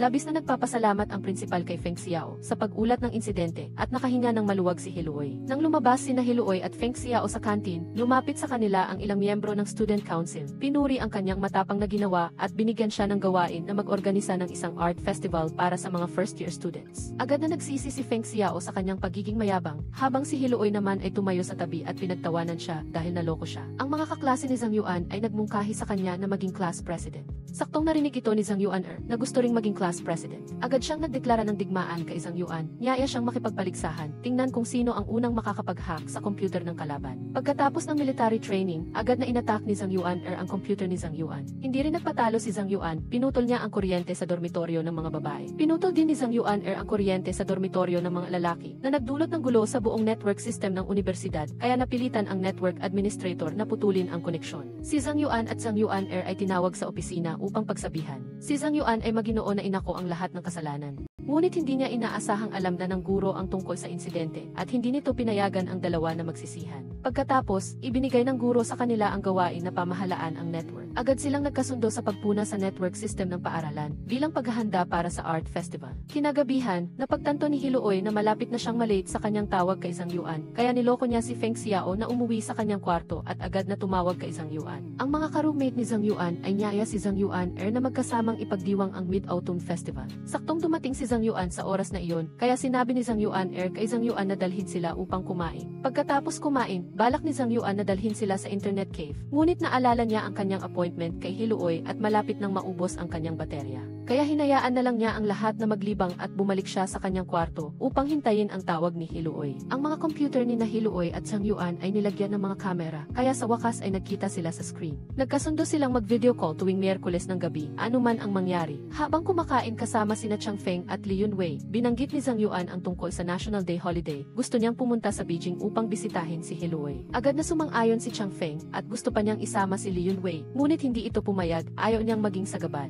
Habang nagkukumahog si Hiluoy sa isang mahirap na takdang aralin, bigla niyang nakita ang larawan ni Zhang Yuan at naisip niyang humingi ng tulong sa kanya. Sa sandaling iyon, nag-text si Zhang Yuan, agad siyang tinanong ni Hiluoy tungkol sa takdang aralin, ngunit sinabi niya sa sarili na ito na ang huling beses at hindi na maulit. Dahil hindi nakahanap ng maraming babae si Feng Xiao, lalahok sa art festival, humingi siya ng tulong kay Hiluoy na maghanap ng mga kaibigan nito na lalahok. Binibisita ni Tian Xin si Hiluoy at pinuntahan ang kanyang dormitory room. Agad na niyaya ni Hiluoy na sumali siya sa festival, ngunit dahil busy si Tian Xin, pumayag na lang siyang maghanap ng mga kaibigan na sasali. Pagkatapos ng klase, aalis na sana si Zhang Yuan nang hindi inaasahang makita niya si Li Yunwei. Binigyan ni Yunwei si Zhang Yuan ng prutas at sinabi sa kanya ang tungkol kay Hiluoy. Nang makita ni Zhang Yuan sina Yunwei at Zhang Yuan na magkasamang malapit, labis siyang nainggit at mas binigyan niya ng pansin si Yunwei. Nang nagpapadala si Yunwei ng isang pakete, nakita niya si Zhang Yuan na nakatayo sa kanyang harapan. Nang kulang si Zhang Yuan sa pera, tinulungan siya ni Yunwei na magbayad at dahil doon ay nagkakilala sila. Sa daan, nakasalubong ni Zhang Yuan si Li Yunwei at tinawag siya upang bayaran ang utang at tinanong din niya si Hiluoy tungkol kay Zhang Yuan at tinanong kung ano ang itsura ng kasintahan nito. Tinawag si Hiluoy sa opisina ni Professor Lee at labis siyang nag-ingat, takot siyang baka may nagawa siyang pagkakamali, ngunit hindi niya inaasahang nang makita siya. Ngumiti si Professor Lee na nagulat sa kanya. Lumabas na tinawag siya ni Professor Lee sa opisina dahil nalutas niya ang isang problema sa matematika na ibinigay nito, habang ang buong taon ng mga lalaking estudyante ay walang ideya. Nalaman ni Hiluoy na nagkamali si Professor Lee, kaya tapat niyang sinabi na si Zhang Yuan ang naglutas ng problema. Pagdating ng oras para sa art festival, pagkatapos salubungin ni Feng Xiao ang lahat sa auditorium, sinabi niya kay Hiluoy na mag-makeup. Sa sandaling ito, nalaman niyang gusto siyang imbitahin ni Feng Xiao na maging partner sa sayaw. Hindi pinansin ni Hiluoy si Feng Xiao dahil si Zhang Yuan lang ang nasa isip niya, ayaw niyang makasayaw ng iba. Gayunpaman, nang makita niyang lahat ay may kapareha, lalo niyang na-miss si Zhang Yuan. Nag-iisa si Hiluoy na kumain, tinitingnan ang lahat na magkasama. Kaya nalulungkot siya at labis niyang nami-miss si Zhang Yuan. Alam ni Izzy na naghihintay si Hiluoy na pumunta si Zhang Yuan sa Beijing, kaya tinanong niya ito kung naisip na niya kung saan patutuluyin si Zhang Yuan. Sa sandaling ito, napagtanto ni Hiluoy na ito ay isang malaking problema. Iminungkahi ni Izzy na manghiram si Hiluoy ng kama sa isang lalaking kaklase, ngunit nagreklamo si Hiluoy na wala siyang kilala sa klase. Habang nasa awkward na sitwasyon si Hiluoy, nakita ni Yizhai si Feng Xiao na kumakain at tinawag niya ito upang manghiram ng kama. Nalaman ni Feng Xiao na hihiram ni Hiluoy ng kama para sa kanyang kasintahan, kaya agad siyang pumayag at nagdesisyon na umuwi upang ibigay ang kama kay Hiluoy. Pumunta si Hiluoy upang sanduin si Zhao Chengjai. Nalaman ni Hiluoy na gusto ni Zhao Chengjai na magsimula ng karera sa Beijing at naghanap siya ng isang vocational school para sa pelikula sa Beijing upang mag-aral. Pinayuhan ni Hiluoy si Zhao Chengjai na sabihin ito kay Tian Xin, ngunit mukhang nag-aalinlangan ito. Dahil sa sinabi ni Hiluoy, nang makita niya si Tian Xin, tahasang sinabi ni Zhao Chengjai sa kanya na pupunta siya sa Beijing at nilinaw din niya na hindi siya pupunta sa Beijing dahil sa kanya at ayaw niyang itali siya ng pag-ibig. Tinawagan ni Hiluoy si Li Yunwei tungkol sa pagpunta ni Zhao Chengjai sa Beijing. Sinabi ni Yunwei kay Hiluoy Hiluoy na nang matanggap niya ang scholarship, nag-aalala siya na hindi siya talaga gusto ni Chang Feng at gusto lang niya siyang malaman. Nang payuhan ni Hiluo si Li Yunwei na huwag maging insecure, tumawag si Zhang Yuan. Kinailangan ni Hiluo na itigil ang pakikipag-usap kay Li Yunwei para kausapin si Zhang Yuan. Sinabi ni Zhang Yuan kay Hiluo na pumila siya para bumili ng tiket ng maaga pa. Ngunit sa kasamaang palad ay hindi siya nakabili ng tiket. Pumila si Zhang Yuan buong umaga para bumili ng tiket. Ngunit dahil naawa siya sa isang matandang babae na mahina at kailangang tumayo ng matagal sa pila, binigay niya ang kanyang lugar sa matanda. At sa huli ay hindi siya nakabili ng tiket papuntang Beijing. Ibinalita ni Brother Xinu kay Hiluo na sumama na lang siya sa kanyang kaibigan at kay Feng. Nang marinig ni Hiluo ang balita, labis siyang nadismaya. May sariling plano na ang mga kaibigan ni Feng para sa bakasyon. Hindi alam ni Hiluo kung saan pupunta at nanatili na lang sa eskwelahan para mag-aral. Nang malaman ni Feng Xiao na wala siyang mapupuntahan, niyaya niya itong manood ng seremonya ng pagtataas ng watawat. Pagkatapos manood ni Hiluo ng seremonya ng pagtataas ng watawat at bumalik sa dormitoryo, narinig niya ang tagapamahala ng dormitoryo na tinatawag siya at sinabing may naghahanap sa kanya. Akala niya si Feng Xiao ang naghahanap sa kanya, kaya nag-ayos siya ng gamit at bumaba. Pagkababa niya, nakita ni Hiluo si Feng Xiao, ngunit hindi siya ang hinahanap nito. Lumingon siya at biglang nakita si Zhang Yuan na nakatayo roon. Palibhasa ay nilakbay niya ang malayo para hanapin siya. Tinawag ni Hiluo si Zhang Yuan na sinungaling, tinalikuran siya at umalis, ngunit sa huli ay tumakbo at niyakap ito ng mahigpit. Matapos niyang pagalitan si Zhang Yuan, dinala niya ito sa kwarto ni Feng Xiao upang magpahinga at bumalik naman siya sa kanyang kwarto para matulog. Dahil sa pagdating ni Zhang Yuan, sobrang na-excite si Izzy kaya hindi siya makatulog, habang si Hiluo naman ay bumalik sa kanyang kwarto para matulog mag-isa na ikinagulat niya. Ipinaliwanag ni Hiluo kay Izzy na tiyak na pagod na si Zhang Yuan sa mahabang biyahe sa tren at gusto niya itong bigyan ng pagkakataon na makapagpahinga, habang siya naman ay napuyat din kaya hindi niya agad maasikaso ang mga plano nila. Tinulungan ni Feng Xiao si Zhang Yuan na ayusin ang kama at ihanda ang kanyang mga gamit at doon niya lang nalaman na standing ticket pala ang nabili ni Zhang Yuan. Labis siyang nagulat na nakatayo si Zhang Yuan sa buong biyahe papuntang Beijing. Pagkatapos magpahinga ng 2 oras, hinanap ni Zhang Yuan si Hiluo para sabay silang kumain. Nang malaman ni Izzy ang tungkol dito, dali-dali siyang bumaba para kumuha ng tubig para masulyapan si Zhang Yuan. Nang handa nang lumabas sina Hiluo at Zhang Yuan, bumalik si Izzy na may dalang tubig at sinadyang tawagin si Hiluo. Nakilala ni Zhang Yuan si Izzy at tuwang-tuwa siya at sinabi kay Hiluo na magpakasaya at huwag munang bumalik sa dormitoryo. Pumunta sina Hiluo at Zhang Yuan sa supermarket para bumili ng mga gamit at nakasalubong nila si Feng Xiao. Niyaya sila ni Feng Xiao na sabay ay kumain. Nang marinig niyang gustong pumunta ni Hiluo sa Beijing Film Academy, iginiit niya na sasama siya dahil nag-aaral din doon ang kanyang matalik na kaibigan na si Xiangbei. Pagdating sa Academy of Arts, ipinareha kaagad ni Feng Xiao si Xiangbei at Chanxin na nagpagalit kay Zhao Chengji at sinabing wala siyang magawa. Mahigpit na binantayan ni Zhao Chengji si Tianxin at hindi siya pinayagang magkaraoke at gusto siyang ihatid pa uwi ng maaga na ikinagalit niya. Nang bumalik sina Hiluo at Zhang Yuan mula sa kanilang date, lumabas si Izzy at hinarang si Hiluo. Sinabi niyang turno ng kanilang kwarto ang mag-ayos ng mga bisikleta ngayon, ngunit umalis na ang lahat at siya na lang at si Hiluo ang natira. Sinabi ni Hiluo kay Izzy na mauna na sa kwarto at sasama niya si Zhang Yuan para ayusin ang mga bisikleta.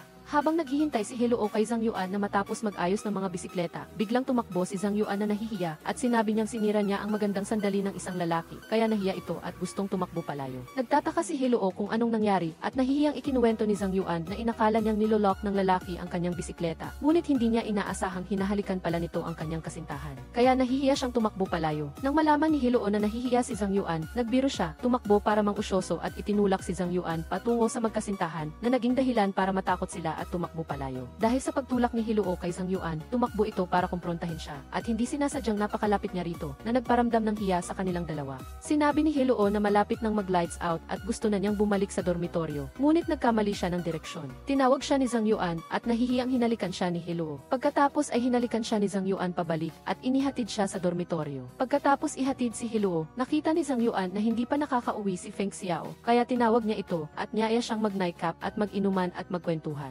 Nakita ni Zhang Yuan ang comics ni Feng Xiao sa dormitoryo at napansin niyang napakabait niya kay Hiluo, kaya hinulaan niyang may gusto si Feng Xiao kay Hiluo at sinabi niya ito sa kanya ng diretsahan.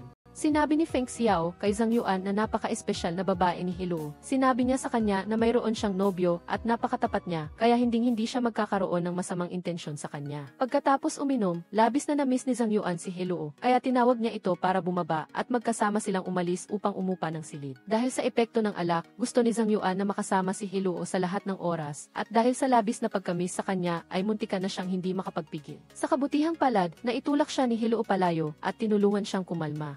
Pagkatapos kumain ng pancake kasama si Hiluo, hindi sinasadyang nakita ni Zhang Yuan si Feng Xiao sa paaralan at sinabi niya rito na aalis na siya. Umuwi si Feng Xiao para kumain kaya hindi niya maihatid si Zhang Yuan. Gusto niyang tumawag sa bahay para ipaalam ito pero ayaw ni Zhang Yuan na abalahin pa siya kaya tinanggihan niya ang kabaitan nito. Nakita ni Hiluo na nakabili na naman si Zhang Yuan ng standing ticket kaya nalungkot siya at inakay ito para bumili ng plastic na upuan. Sinabihan niya itong matuto na at huwag nang bumili ng standing ticket. Umuwi si Feng Xiao at sinabi sa kanyang ama. Humingi siya ng tulong dito at naghanap ng kakilala sa istasyon ng tren para humingi ng upuan para kay Zhang Yuan. Pagkatapos makahanap ng upuan, agad na nagmaneho si Feng Xiao papunta sa paaralan para ipaalam ito kay Zhang Yuan. Sinabihan niya itong hanapin ang train master pagdating sa tren at sinabi ring gusto niya itong ihatid sa istasyon. Ayaw na talaga ni Zhang Yuan na abalahin pa si Feng Xiao, kaya tinanggihan niya ang kabaitan nito. Nagpaalam siya kay Hiluo at sumakay ng taxi mag-isa papunta sa istasyon ng tren. Bago umalis, sinabi ni Zhang Yuan kay Hiluo na hindi niya makakalimutan ang pangako niya rito. Hindi narinig ni Hiluo ang sinabi niya, kaya tinawagan niya itong muli. Nagpa siya si Zhang Yuan na ingatan ang kanilang mahalagang unang pagkakataon hanggang sa magpakasal sila. Nakipag-usap siya kay Hiluo na kukuha siya ng graduate studies at Tsinghua University. Sa ganoong paraan, pagkatapos ng 3 taon, makakapag-aral silang muli ng magkasama sa iisang paaralan. Pagbalik ni Zhang Yuan sa Haicheng, pagkatapos niyang mag-text kay Hiluo para magbigay ng update, nakita niya sina Li Yunwei at Chang Feng na nag-aaway. Sumama siya kay Chang Feng para uminom at tinanong kung ano ang nangyari. Ikinuwento ni Chang Feng kay Zhang Yuan na nagbenta siya ng ilang game cards, pero hindi niya inaasahan na ito ay black cards na binili gamit ang ninakaw na credit card na naging dahilan para ma-lock ang mga account ng mga bumili ng cards. Dahil dito, nadamay din si Li Yunwei na tumulong sa kanyang magbenta ng cards at nawala ang scholarship niya. Nalaman ni Zhang Yuan na gusto ni Chang Feng na tulungan ang mga taong iyon na mag-grind ulit ng kanilang mga gamit kaya nagpuyat siya para magsulat ng game hacking software para sa kanya na naging dahilan kung bakit hindi siya nakabangon para pumasok kinabukasan. Nakita ni Zhang Yan na hindi pumasok si Zhang Yuan kaya pumunta siya sa dormitoryo para gisingin siya. Pero kahit anong gising niya, hindi siya magising kahit na mag-ingay pa siya, walang epekto. Sa huli, binunot niya ang saksakan ng computer niya na nagpainit ng ulo niya. Gusto niya itong saktan pero dahil babae ito, pinalayas na lang niya ito. Talagang pinilit ni Zhang Yan si Zhang Yuan na pumasok at binantayan niya ito mismo sa dormitoryo nito. Hindi niya rin ito pinayagan na pumunta sa banyo. Sa huli, nagpanggap si Zhang Yuan na maghubad ng pantalon sa harapan niya na nagpatakas kay Zhang Yan.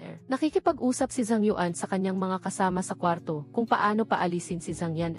Nang bigla niyang malaman na nasa rooftop ito, akala niya ay magpapakamatay ito kaya nagmamadali siyang umakyat. Nang makita ni Zhang Yan si Zhang Yuan na umaakyat sa rooftop, mabilis niyang pinunasan ang kanyang luha. Sinabi niya na wala siyang intensyong tumalon mula sa gusali at pagkatapos ay nagreklamo siya sa kanya tungkol sa mga pagbabago sa mga tao na sinabing masyado siyang mahigpit sa iba kaya wala siyang kaibigan. Nagkwento si Zhang Yuan sa kanya ng ilang biro para pasayahin siya. Humingi ng paumanhin si Zhang Yan kay Zhang Yuan tungkol sa pagbunot ng saksakan ng kanyang computer. Dinala naman ni Zhang Yuan ang software kay Chang Feng at sinabihan itong huwag nang gamitin ang software na iyon pagkatapos niyang mag-grind ulit ng mga gamit. Hiniram ni Hiluo ang student AC ni Feng Xiao para makapasok sa speech ni Bill Gates at hiningi niya ang pirma nito para kay Zhang Yuan. Pagkatapos ay tuwang-tuwa siyang ipinakita ito sa kanya sa pamamagitan ng gift. Bumili si Zhao Chengji ng malaking teddy bear bilang birthday gift para kay Chang Xin at gusto niya itong sorpresahin kaya espesyal siyang pumunta sa paaralan para hanapin si Hiluo at magkasamang magbigay ng regalo. Pumunta sina Hiluo at Zhao Chengji sa paaralan para hanapin si Chang Xin pero pumunta naman ito sa birthday party ng isang senior at ayaw nitong pansinin si Zhao Chengji. Wala nang nagawa si Zhao Chengji kundi maghintay kay Chang Xin sa gate ng paaralan at wala na ring nagawa si Hiluo kundi samahan siya. Nakita ni Feng Xiao si Hiluo kaya lumapit siya sa kanya at nang malaman niyang hinahanap niya si Chang Xin, agad siyang tumawag para magtanong. Nang malaman niya ang lokasyon ng party, dinala niya si Zhao Chengji at Hiluo doon. Nang makita ni Chang Xin si Zhao Chengji, nagalit siya.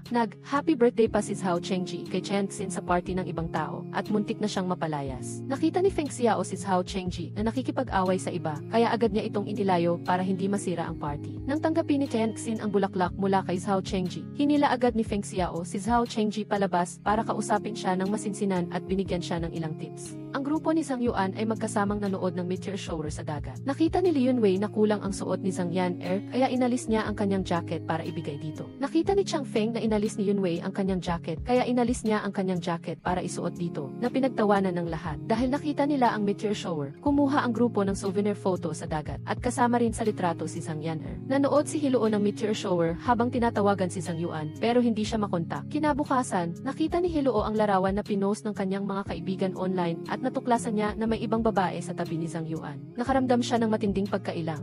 Nag-video call si Zhang Yuan kay Hiluo. Tamang-tama, dumating si Zhang Yaner para tawagin si Zhang Yuan na pumasok. Nang makita ito ni Hiluo, galit siyang pinatay ang video call na nagpainis kay Zhang Yuan. Pinalayas niya si Zhang Yaner sa kwarto. Nalungkot si Hiluo nang malaman niyang may ibang babaeng gusto si Zhang Yuan. Hindi niya alam kung paano siya haharapin, kaya nang magising si Izay, nakipag-usap siya sa kanya. Pagkatapos pakinggan ang kwento ni Hiluo, sinabi ni Izzy na normal lang iyon at kung may problema, dapat itong hanapan ng solusyon at hindi dapat takasan. Gustong makita ni Hiluo si Zhang Yaner. Gusto niya ring ipaalam kay Zhang Yaner na siya ang nobya ni Zhang Yuan. Kaya itinago niya sa kanyang ina at bumalik sa Haicheng. Sinalubong ni Zhang Yuan si Hiluo at sinabi niya sa kanya na hindi siya nagpaalam sa kanyang ina. Gusto niyang manatili sa dormitoryo ni Li Yunwei, kaya dinala siya ni Zhang Yuan sa paaralan. Pagpasok pa lang nila sa paaralan, nakita na agad ni Zhang Yuan si Zhang Yaner. Habang dinadala ni na Hiluo at Yunwei ang kanilang mga bagahe sa dormitoryo, si Zhang Yuan ay masayang nakikipag-usap kay Zhang Yaner sa labas. Inimbitahan pa niya itong kumain kasama nila na nagpailang kay Hiluo. Sinubukan ni Hiluo na pigilan ang kanyang emosyon at nagpanggap na walang nangyari. Umupo siya sa tabi ni Zhang Yuan. Si Zhang Yaner naman ay nagpanggap na naiintindihan niya si Zhang Yuan at nagdesisyon sa mga bagay para sa kanya na nagpaselos ng husto kay Hiluo. Pagkatapos nilang kumain, nakita ng may-ari ng restaurant na nahulog ang wallet ni Zhang Yaner. Nagalit si Hiluo at nag-empake ng kanyang mga gamit at talagang gusto niyang umuwi. Kahit anong pagpapayo ni Yunwei, walang epekto, kaya hinabo ni Zhang Yuan si Hiluo para magtanong kung ano ang nangyayari. Inisa-isa ni Zhang Yuan ang lahat ng posibleng dahilan kung bakit nagtatampo si Hiluo at sinisi niya pa ito sa hindi niya pagtitiwala sa kanya. Sa wakas, inilabas ni Hiluo ang kanyang nararamdaman. Sinabi niyang naiinggit siya dahil si Zhang Yaner ay maaaring pumasok at kumain kasama ni Zhang Yuan araw-araw, samantalang siya ay walang magawa. Nang makita ni Zhang Yuan na nagsiselo si Hiluo, tuwang-tuwa siya. Pagkatapos ay binigyan niya ito ng isang papel at inihatid siya pauwi. Sinabihan niya itong basahin lang ang papel kapag nakauwi na siya.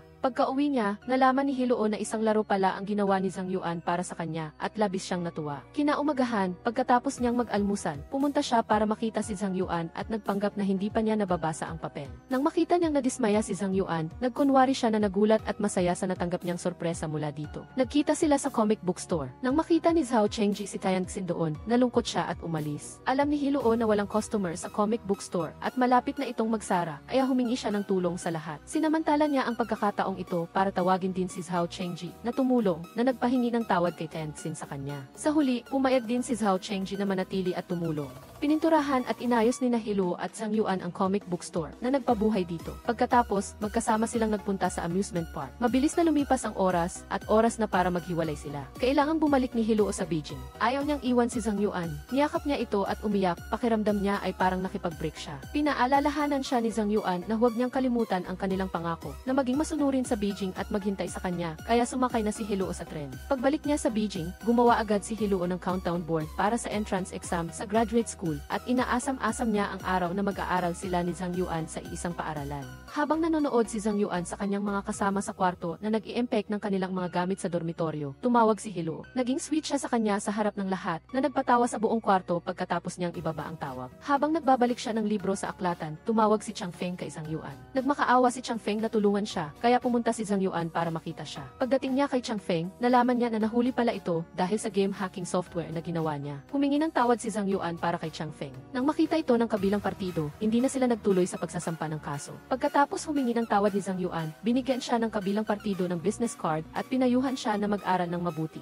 Ngayon lang na-realize ni Zhang Yuan na ang taong nasa harapan niya ay si Fu Peng, ang campus heartthrob. Nakita ni Hiluo si Feng Xiao sa paaralan. Nakilala niya ang high school classmate ni Feng Xiao na si Kei Mangxin at nang malaman niyang nag-aaral si Kei Mangxin ng economics, tinanong niya ito tungkol sa entrance exam para sa graduate school. Mula noon, nagsimulang mag-note-taking si Hiluo para tulungan si Zhang Yuan sa pag-review para sa graduate school entrance exam. Araw-araw siyang abala at ang bill ng telepono niya ay patuloy na lumalampas sa limit. Dahil sa kakulangan sa load, gusto ni Hiluo na mag-ipon para makabili ng computer bilang regalo para kay Zhang Yuan, kaya nagsimula siyang maghanap ng trabaho bilang tutor na lalo pang nagpabisi sa kanya. Patuloy na nagpapadala si Hiluo ng mga materyales kay Zhang Yuan. Bagamat hindi masyadong nakakatulong ang mga materyales na iyon, itinuring pa rin niya itong mahalaga at iningatan na parang kayamanan. Isang araw, nagdala si Zhang Yuan ng isang kahon sa dormitoryo at nakita niyang may mansa ng sili ang mga materyales ni Hiluo. Agad siyang tinawag si Laogan para tanungin. Akala ni Laogan na narinig ni Zhang Yuan ang paninira niya sa likod niya, kaya nagmadali siyang magpaliwanag na wala siyang ginawa at isinumbong Tinanong niya si Daheng bilang salarin. Tinawag ni Zhang Yuan si Daheng para tingnan ang mga materyales at galit na pinagalitan niya ito. Inanyayahan ni Daheng at Laugan si Zhang Yuan na kumain at uminom. Tinanong ni Zhang Yuan ang mga ito kung dapat ba siyang mag-graduate school o mag-umpisa ng negosyo.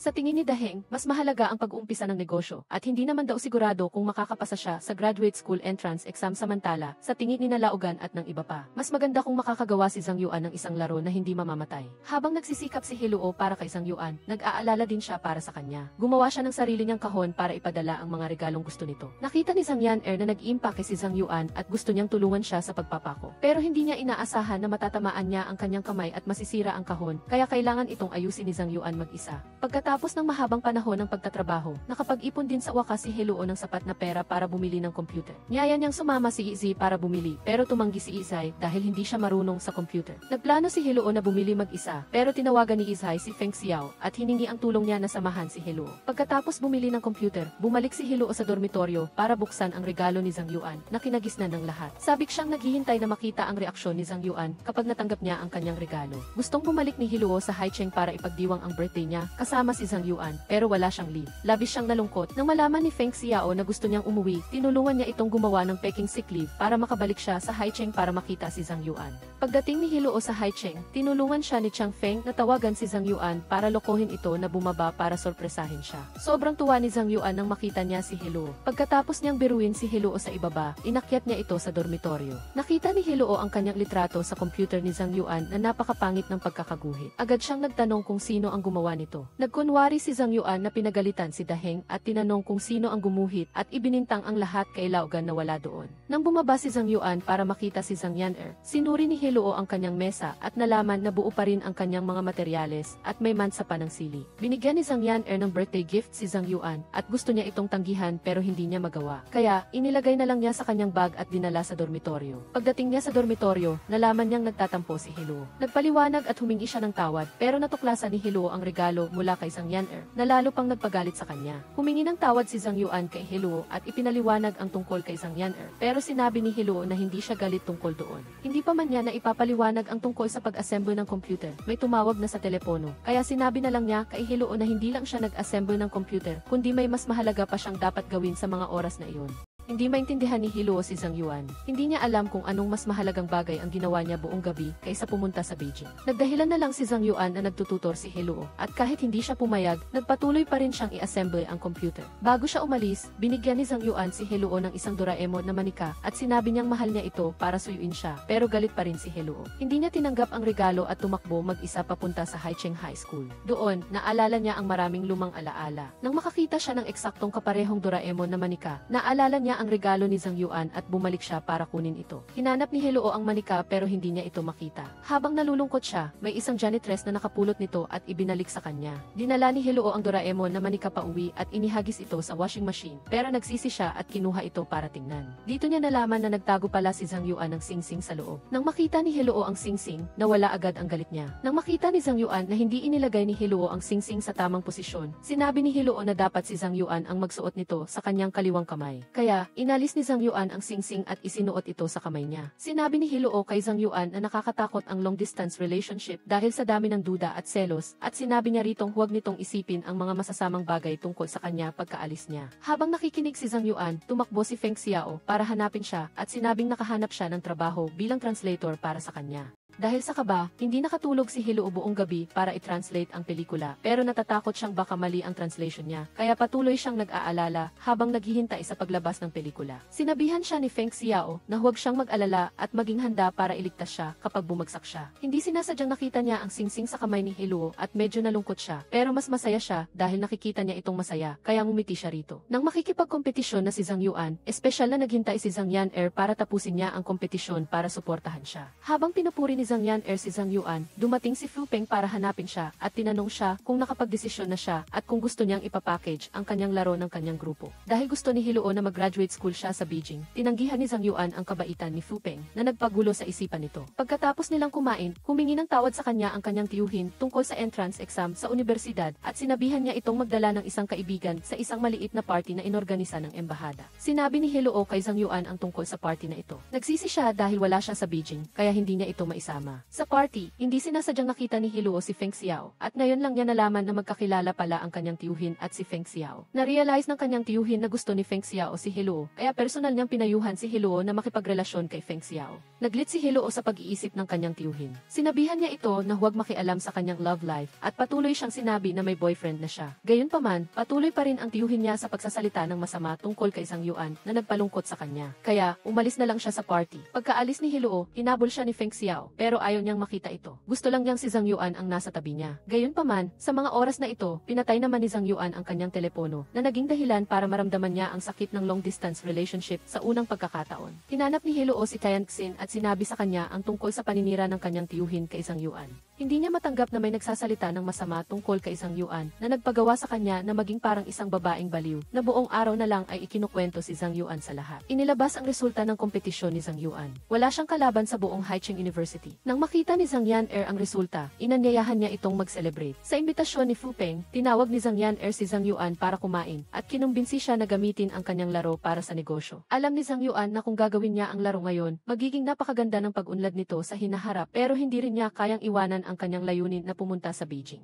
Kaya, hindi siya nangahas na pumayag hanggang sa sinabi ni Fu Peng na kailangang pumunta sa Beijing para gawin ito at agad na pumayag si Zhang Yuan. Natatakot si Zhang Yuan na mag-alala si Hiluo sa kanyang pag-aaral kung malalaman nitong pumunta siya sa Beijing para gumawa ng laro, kaya naisip niyang itago ito sa kanya. Pagkatapos niyang mag-isip, nagsinungaling siya kay Hiluo na kailangan niyang pumunta sa Beijing para sa isang exchange program. Nang malaman ni Hiluo na pupunta si Zhang Yuan sa Beijing, sumigaw siya sa tuwa sa loob ng kanyang kwarto na nagpatawa kay Zhang Yuan sa kabilang linya. Sabik na hinintay ni Hiluo ang pagdating ni Zhang Yuan at nagsimula siyang magplano para sa isang buwan na kasama siya. Pagdating niya sa Beijing, pumunta muna si Zhang Yuan sa bahay ni Zhao Chengji at sinabi ang tunay niyang layunin at pinakiusapan niya itong panatilihing sikreto ito. Pagkatapos niyang ayusin ang kanyang tirahan sa bahay ni Zhao Chengji, agad na lumabas si Zhang Yuan para hanapin si Hiluo. Nang makita ni Hiluo si Zhang Yuan, pakiramdam niya ay nananaginip siya at labis siyang natuwa. Sinabihan siya ni Zhang Yuan na imbitahan siyang kumain ng pancake sa cafeteria number 2 ng paaralan at pagkatapos ay kumain sila kasama sina Tian Xin at ang kanilang mga kaibigan. Habang kumakain sila, tinanong ni Tian Xin si Zhang Yuan kung anong project sa exchange program ang ginagawa niya sa Beijing. Hindi pa man nakakasagot si Zhang Yuan, tinulungan na siya ni Zhao Chengji. Sinabi niya na tungkol sa isang computer project ang exchange program ni Zhang Yuan at sinabihan niya si Tian Xin na huwag nang magtanong pa. Nakita ni Fu Peng na nahihirapan si Zhang Yuan sa bahay ni Zhao Chengji kaya gusto niyang mag-book ng hotel room para sa kanya pero tumanggi si Zhang Yuan. Agad na pumayag si Fu Peng na mag-rent ng short-term apartment para sa kanya. Sinabi ni Zhang Yuan kay Hiluo ang tungkol sa pag-rent ng apartment at sinabihan niya itong maghanap ng apartment na malapit sa Tsinghua University na nagpasigla kay Hiluo at sinabing marami silang pagpipilian.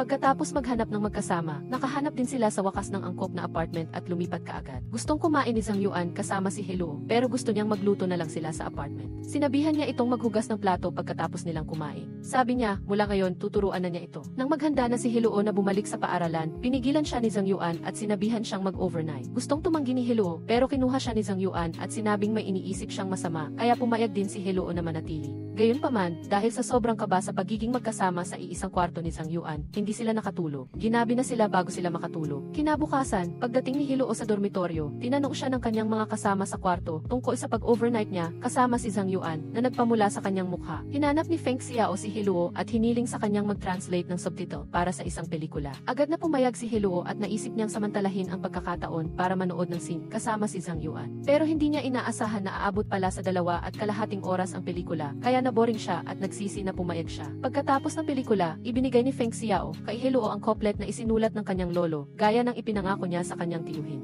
Nalaman ni Zhang Yuan ang tungkol sa pagdalo ni Feng Xiao sa party mula sa koplet. Nagalit siya kay Hiluo dahil dinala niya si Feng Xiao sa party nang hindi nagsasabi sa kanya. Tumakbo si Hiluo para magpaliwanag kay Zhang Yuan. Sinasabing nagkataon lang na nagkita sila ni Feng Xiao at hindi niya rin alam na magkakilala pala si Feng Xiao at ang kanyang tiyuhin. Pagkatapos pakinggan ang paliwanag ni Hiluo, galit pa rin si Zhang Yuan sa kanya dahil hindi niya ito sinabi sa kanya. Sinabi ni Hiluo na nakapatay ang kanyang telepono noong araw na iyon at agad na natahimik si Zhang Yuan. Tinawagan ni Zhang Yaner si Zhang Yuan at sinabi niya sa itong bumalik na sa paaralan dahil maraming guro ang nakatingin sa kanya. At sabay na ipinaalala sa kanya na dumalo sa online meeting sa gabi. Lihim na sinagot ni Zhang Yuan ang telepono at nagsinungaling kay Hiluo na hinanap lang siya ni Zhang Yaner para sa pag-aaral. Hindi nagduda si Heluo at bumalik silang magkasama sa inupahang apartment para mag-enjoy sa kanilang pribadong buhay. Nang umalis sila, nakalimutan ni Zhang Yuan ang kanyang telepono. Gusto siyang habulin ni Heluo para ibigay ang telepono sa kanya, pero huli na. Maraming beses na tinawagan ni Fu Peng si Zhang Yuan pero hindi niya ito maabot, kaya sinagot na lang ni Heluo ang telepono para sa kanya. Ngayon lang niya nalaman na hindi pala para sa isang exchange program pumunta si Zhang Yuan sa Beijing, kundi para mag-develop ng laro. Nagalit si Heluo dahil niloko siya ni Zhang Yuan, at mas lalo siyang nagalit dahil tinalikuran niya ang kanilang pangako. Kusang loob na umaasa sa sarili niyang talino para gumawa ng laro. Dahil dito, nang bumalik si Terence Vin, nag-away sila ng matindi. Dinala ni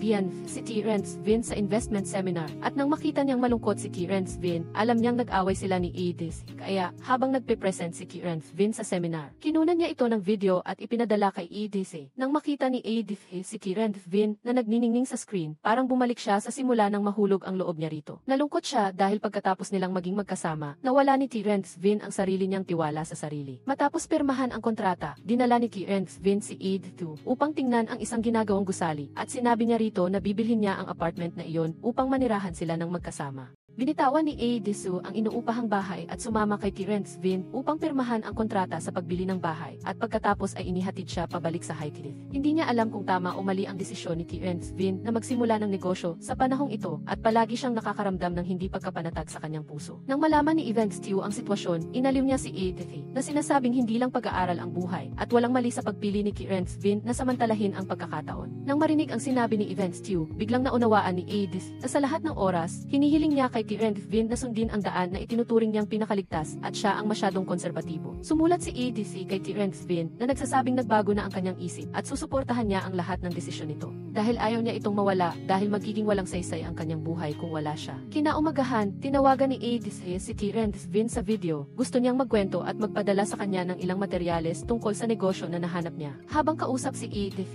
biglang sumakit ang tiyan ni Terence Vin, kaya pinatay niya ang video para pumunta sa banyo. Pagbalik ni Terence Vin mula sa banyo, nagmamadaling lumapit si Terence Winhai na nag-aalala dahil bumagsak siya sa 4 na asignatura at takot siyang hindi siya makapagtapos. Gayunpaman, si Terence Vin ay walang pakialam na ikinagalit niya ng sobra. Ikinuwento ni Edith ang sitwasyon ni Terence Vin kay Inhin na nagbiro tungkol sa pagiging magkasama nila nang walang nangyayari. Habang pinapayuhan si Edith na sabihin kay Terence Vin na magpatingin sa doktor dahil sa madalas na pananakit ng tiyan nito. Tinawagan ni Edith si Terence Vin, ngunit hindi niya pinansin ang suhestyon na magpatingin sa doktor na labis niyang ikinabahala. Nang makita ni Terence Winhai si Terence Vin na pumasok sa klase, pinuri niya ito, at pagkatapos ay inabot sa kanya ang agahan na pinapaalalahanan siyang pumunta sa klinika para kumuha ng gamot. Nakatanggap si Edith ng scholarship, ngunit hindi siya masaya. Simple lang niyang naisip na swerte lang siya. Nang ibigay ang scholarship kay Edith, iminungkahi ng guro na maging teaching assistant siya upang tulungan ang visiting professor mula sa University of California. Lubos na nasiyahan si Edith sa trabahong ito at mahusay na itong ginawa, ngunit kinaiinggitan siya ng ibang mga estudyante. Nang makita ni Evans Tew na nag-uusap-usap ang lahat tungkol kay Edith,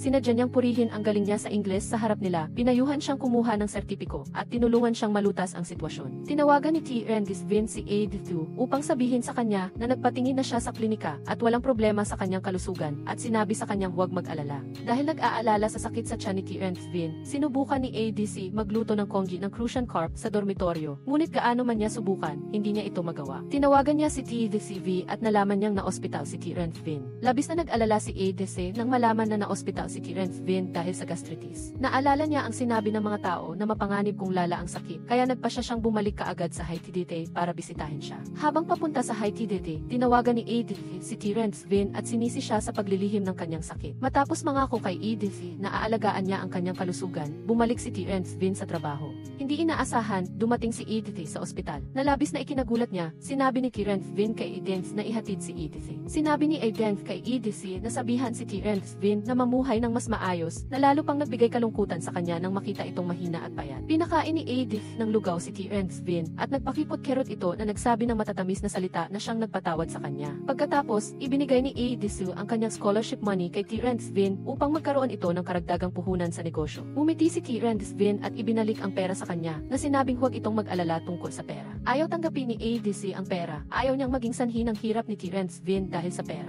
Gayunpaman, nang marinig niya ang mga salita ng pag-aalala ni ADC, mas lalo siyang gustong magpatuloy na magsikap. Nakipagkasundo si ADC kay Terence Vin na sa susunod na taon ay magkasama silang pupunta rito upang magpalipad ng saranggola, magdala ng kaligayahan at bumalik sa Beijing upang magpatuloy sa pag-aaral. Nang makipag-video call kay Inhin, ipinakita ni Ediso ang mga tiket niya sa tren sa pagitan ng Beijing at Haiti at ipinagmalaki ang kanyang matamis na pag-ibig. Dumating si Isagianes para magbahagi ng magandang balita kina Kieran Svin at Kieran Win. Hina lumampas na sa kalahating milyon ang bilang ng pag-download ng laro. At nakipag-usap din kay Kieran Svin tungkol sa pagtatayo ng isang kumpanya, ngunit hindi masaya si Kieran Svin. Habang excited si Isagianes na pinag-uusapan ang pagbuo ng pangalawang bersyon ng laro, ipinakita ni Kieran Svin ang kontrata sa paglilipat ng karapatan, sinasabing hindi na kanila ang mga karapatan sa laro. Nakita ni Ye Jianyu ang kontrata at nalaman niyang niloko siya ni Kieran Svin, kaya galit siyang umalis. Hindi maintindihan ni Kieran Win-hee kung bakit palihim na pinirmahan ni Kieran Svin ang kontrata. Sinabi ni Kieran Svin na nagkaroon sila ng pagtatalo ni Iabians dati at lihim siyang nakipag-ugnayan sa kumpanya na iyon para pag-usapan ang paglilipat ng karapatan na itinago niya kay Iabians. Sa palagay ni Kieran Win-hee, hindi dapat siya gumawa ng ganoong desisyon ng mag-isa nang hindi nakikipag-usap kay Iabians. Pinayuhan siyang humingi ng tawad kay Iabians. Hinarap ni Kieran Svin si Iabians. Ipinaliwanag ang dahilan kung bakit niya nagawa iyon, ngunit hindi ito matanggap ni Iabians at nag-away sila ng husto. Sinabi ni Kieran Svin na tiyak na gagawa siya ng mas magandang laro, ngunit kinutya siya ni Iabians at binati ko siya dahil sa pagbebenta ng kanyang kinabukasan para bumili ng bahay na humantong sa kanilang pag-aaway. At sa huli ay dinala silang dalawa sa istasyon ng pulisya. Nagtungo si Kieran Fong sa istasyon ng pulisya upang i-bail si Kieran Svin. Agad na nag-text si Kieran Svin kay Edith. Nagsinungaling na busy siya sa trabaho at hindi makakapunta sa Beijing sa ngayon. Ibinabaan ng parusa si Kieran Svin ng paaralan dahil sa pakikipag-away, ngunit hindi niya ito sinabi kay Edith. Nagpunta si Kieran Svin sa silid-aralan kung saan sila nagtrabaho noon at gunitain ang mga lumang araw. Sakto namang dumating si Kieran Win-hee at tinanong niya ito tungkol sa sitwasyon ni Iabians. Nang malaman niyang humingi ng pagpapaliban ng graduation si Iabians para magtrabaho sa Shenzhen. Nakaramdam si Kieran Svin ng kaunting panghihinayang, ngunit masaya rin siya na nakahanap na ito ng trabaho. Nang umalis si Iabians, pinuntahan siya ni Kieran Svin para ihatid at humingi ng tawad. Naintindihan na rin ni Iabians ang sitwasyon. Sa tingin niya, magkaiba lang ang pananaw nilang dalawa at mas mabuting maghiwalay na sila ng maaga at ayaw na niyang balikan ang nakaraan. Magkita na lang silang dalawa sa mundong ito. Nilaktawan ni Kieran Svin ang klase ng propesor at gustong pagtakpan ito ni Kieran Win-hee. Ngunit hiniling ng propesor na sabihin niya kay Kieran Svin na kahit gaano pa kahuli, kailangan siyang makita nito. Nagtungo si Kieran Svin sa opisina upang makita ang propesor at pinuri ng propesor ang larong dinisenyo niya dahil napakagaling nito. Ngunit kinailangan niyang paalalahanan siya na ang paglalaan ng lahat ng kanyang oras sa laro ay makakaapekto sa kanyang kinabukasan.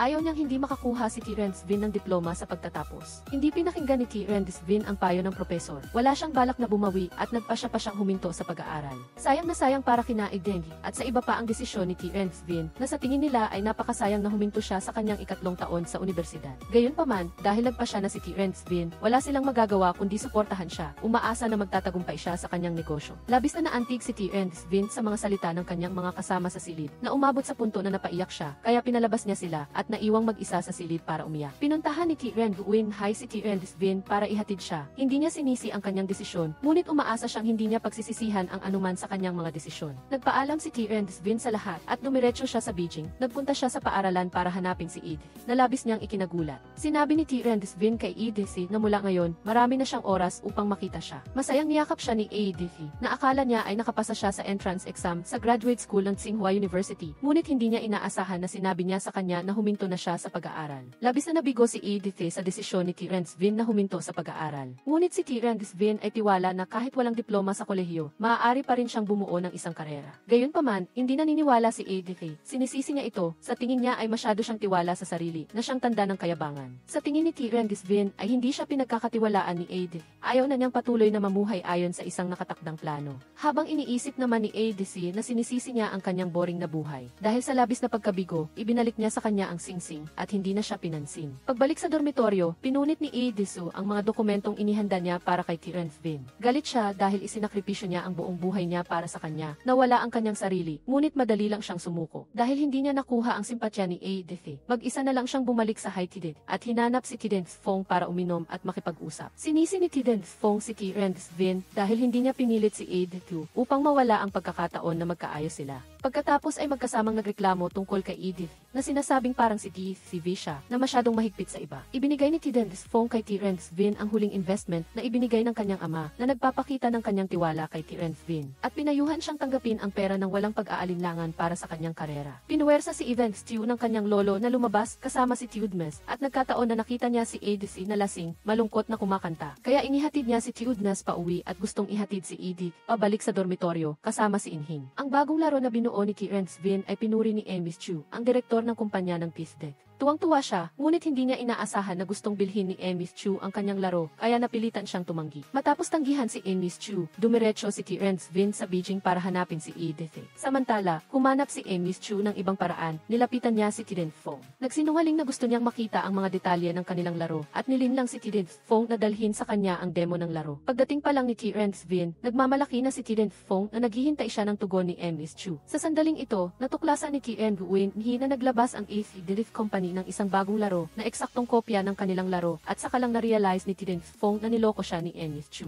Halos hindi mahanap ni Terence Vin si Hila para mamuhunan, ngunit hindi niya inaasahan na magnanakawin ang ideya niya na nagpilit kay Amy Hila na tawagan siya para kanselahin ang pamumuhunan. At pinapaalalahanan din si Terence Vin na may isang tao sa kanyang grupo na nag-leak ng source code. Dahil walang bagong mamumuhunan, nahaharap si Terence Vin sa malubhang problema sa utang at maaari pa siyang idemanda. Sa sandaling ito, ibinalita ni DCV na nawawala si Tidens Fong. Hindi alam ni DCV kung ano ang nangyari kay Tidens Fong, kaya tinanong niya si Terence Vin kung may sinabi ba siya kay Tidens Fong. Agad na ipinagtanggol ni Terence Vin si Terence Vin na sinasabing hindi niya sinisi si Tidens Fong. Sa kabaliktaran, si Tidens Fong mismo ang hindi nagpakita mula nang mangyari ang insidente. Nahaharap si Terence Vin sa utang, kaya napilitan siyang isipin ang pagbebenta ng apartment sa Beijing. Ngunit iyon ay pangako niya kay Edith na nagpatigil sa kanya. Tinawagan ni Terence Vin ang ahente at nalaman niyang kahit hindi niya natanggapin ang bahay, hindi na niya mababawi ang malaking bahagi ng pera na nagdulot sa kanya ng sakit ng ulo. Dumating ang mga nagpapautang upang maningil ng utang, nagsasalita ng masasakit na salita, kaya wala nang nagawa si Terence Vin kundi uminom para makalimutan ang problema. Naghahanda si Edith ng kanyang mga dokumento para mag-aral sa ibang bansa. Gusto niya talagang pumunta, ngunit takot siyang magkaroon muli ng long-distance relationship. Kaya nag-aalangan siya at tinawagan si Terence Vin upang humingi ng payo. Naintindihan ni Terence Vin ang ibig sabihin ni Edith. Alam niyang gusto niyang mag-aral sa ibang bansa, habang si Edith naman ay maraming iniisip at walang tiyak na layunin. Pagkatapos sabihin ang lahat ng kanyang iniisip, inihayag ni Edith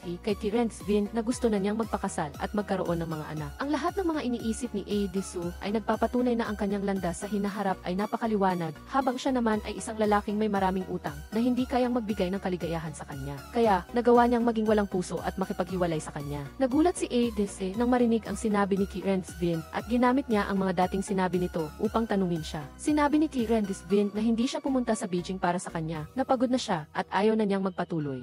Hindi na talaga kayang makipag-usap ni Terence Vin kay Edith. Natatakot siyang hindi siya magiging matatag, kaya pinatay niya ang tawag bago pa man matapos ang sinasabi nito. Dahil sa hiwalayan, nagtago si Edith sa kanyang dormitoryo ng ilang araw. Hindi kumain, hindi uminom, at hindi bumaba, at walang silbi ang mga payo ni Dip Chai at ng kanyang mga kaibigan. Araw-araw na pumupunta si Edith Chu sa ibaba ng dormitoryo, naghihintay na makita si Edith at aliwin siya. Pinayuhan ni Dip Chai si Edith Chu na wala sa puso ni Edith ang binata, at sinabihan siyang huwag magsayang ng oras. Nakipag-inuman si Terence Vin sa kanyang mga kaklase, nagpa siya nakalimutan ang nakaraan at magsimulang muli para maging masaya ang kanyang sarili. Matapos basahin ang comics, biglang nagbago ang mood ni Edith. Gusto niyang maging katulad ng karakter na si Siri sa kwento, na kayang mabuhay ng maayos kahit nag-iisa, kaya nagpa siya siyang mag-aral sa ibang bansa. Nang ibalita niya ito kay Inhin, hindi napigilan ni Edith ang kanyang damdamin, inamin niya ang kanyang pananabik kay Terence Vin na nagdulot kay Inhin na pagalitan siya. At sinabihan siyang hanapin si Terence Vin at tanungin ang totoong dahilan ng kanilang paghihiwalay. Natanggap ni Edith ang acceptance letter mula sa Caltech University. Ibinalita niya ito sa kanyang ina at nagdesisyon din siyang bumalik sa Haitidite muli upang makita si Terence Vin at pag-usapan ng malinaw ang lahat. Sa kanyang pagbabalik sa Haitidite, naghintay si Edith kay Terence Vin sa tindahan ng comics, ngunit naghintay siya ng matagal, ngunit hindi pa rin ito dumating. Dahil hindi niya makita si Terence Vin, napilitan si Edith na hanapin si Terence Wing Hai, ngunit sinabi rin niya na wala siyang alam na balita tungkol dito. Tanging nagawa lang ni Edith ay sabihin kay Terence Wing na malapit na siyang umalis at umaasa siyang makikipag-ugnayan ito sa kanya. Ginamit ni Terence Win ang location tracker upang hanapin si Terence Vin. Ipinasa ang mensahe ni Edith sa kanya at sinabihan siyang makipag-usap ng malinaw sa kanya. Nang mapagalitan ni Terence Win, ipinaliwanag ni Terence Vin na mahal niya si Edith, kaya ayaw niyang hadlangan ang kanyang kinabukasan. Mas lalong pinagalitan siya ni T-Ren Winhai. Sinisi siya na sa lahat ng oras ay nagtatago siya para mag-research sa ninakaw na laro na walang saysay at pinayuhan siyang mag-isip ng malinaw. Araw-araw na naghihintay si Edith ng balita mula kay T-Ren Vin at sa wakas ay nakatanggap siya ng text message mula sa kanya na nag-aaya sa kanya na magkita sa paaralan. Sinabi ni T-Ren Vin na lalong nahihirapan siyang makasama si Edith. Ayaw na niyang magpatuloy kaya gusto niyang tapusin ang relasyon sa kung saan ito nagsimula. Akala ni Edith na inimbitahan siya ni T-Ren Vin na magkita sa paaralan para magbalikan.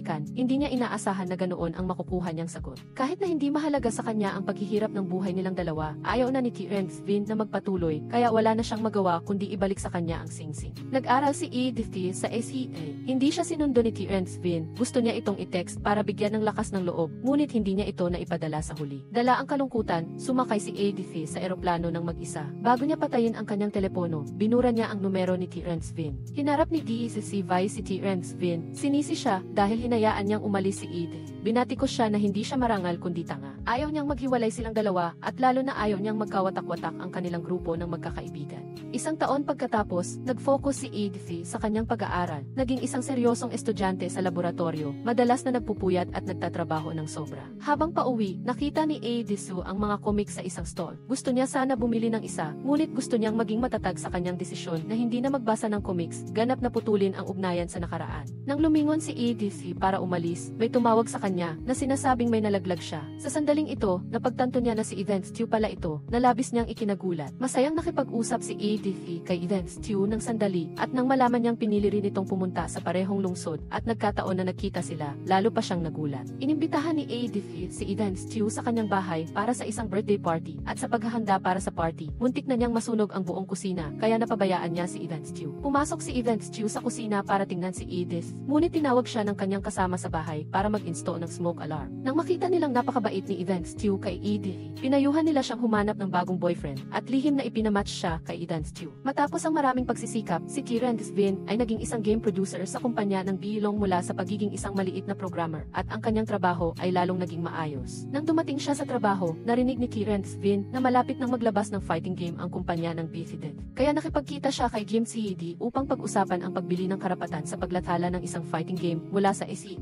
Lubos na nasiyahan si Game CD sa laro ni T-Ren Vin na itinuturing itong pangunahing proyekto ng kumpanya ng Bilong at hiniling sa kanya na magpatuloy sa pagre-research at pagperpekto ng laro. Habang may problema si T-Ren Vin sa teknikal na aspeto, tinawag siya ng Human Resources Department para sa isang interview. Sa sandaling ito, nalaman niyang si T-Ren Winhai pala ang nag-interview sa kanya. Tinanong ni T-Ren Winhai ang sitwasyon ni T-Ren Vin at nagdesisyon siyang manatili upang tulungan siya. Napansin niya ang dalawang relo sa desk ni T-Ren Vin at tinanong siya tungkol sa nangyari sa kanila ni ADC. Nang tanungin tungkol sa relo, mukhang malungkot si T-Ren Vin. Sinabi lang niya kay T-Ren Winhai na hindi na niya pag-aari si Edith. Dahil sa pangulila kay Edith, pumunta si T-Ren Vin sa paaralan, hinanap ang kanyang anino at mag-isa siyang ginunita roon. Kahit na sinubukan ni Edith na gawing abala ang sarili, hindi niya mapigilan ang sarili na isipin si T-Ren Vin. Nakaramdam si Edith ng gutom kaya pumasok siya sa kusina para magluto ng instant noodles. Pagkatapos ay nagpahinga sandali sa sala at nakatulog. Ang tubig sa kaldero sa kalan ay umapaw, bumuhos palabas, pinatay ang apoy at nagdulot ng gas poisoning kay Edith na dahilan ng kanyang pagkahimatay. Hinarap ni Ethan Stew si Edith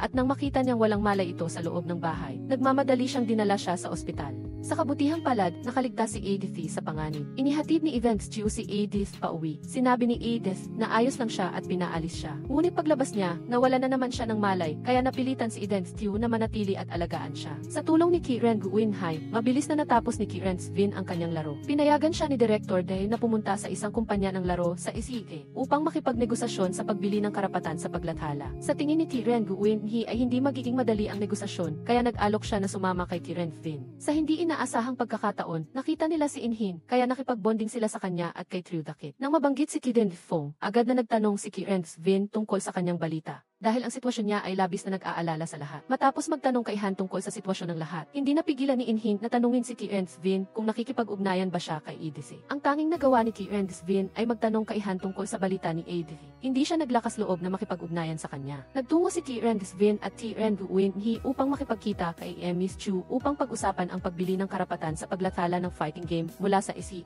Pagkakita pa lang kay T-Ren Vin, pinilit na agad siya ni Ms. Chu na uminom ng isang bote ng mautay. Gusto niya siyang takutin gamit ang ng alak. Dahil alam ni Tien Guin na masakit ang tiyan ni Tien Vin, sinubukan niya sanang uminom para sa kanya, ngunit hindi ito pumayag at pilit na ininom ang buong bote ng alak. Sa sandaling ito, pinaalalahanan ni Aegian si Tien Guin na magkapatid sina Miss Chu at Miss Chu at ang kanilang mga kumpanya ay nasa ilalim ng embargo ng mga kumpanya sa isip. Kaya sinabi niya kay Tien Vin na mag-ingat. Inubos ni Tien Vin ang buong bote ng alak na nagdulot ng pagdurugo ng tiyan at kinailangang maospital na ikinatakot ni Tien Guin.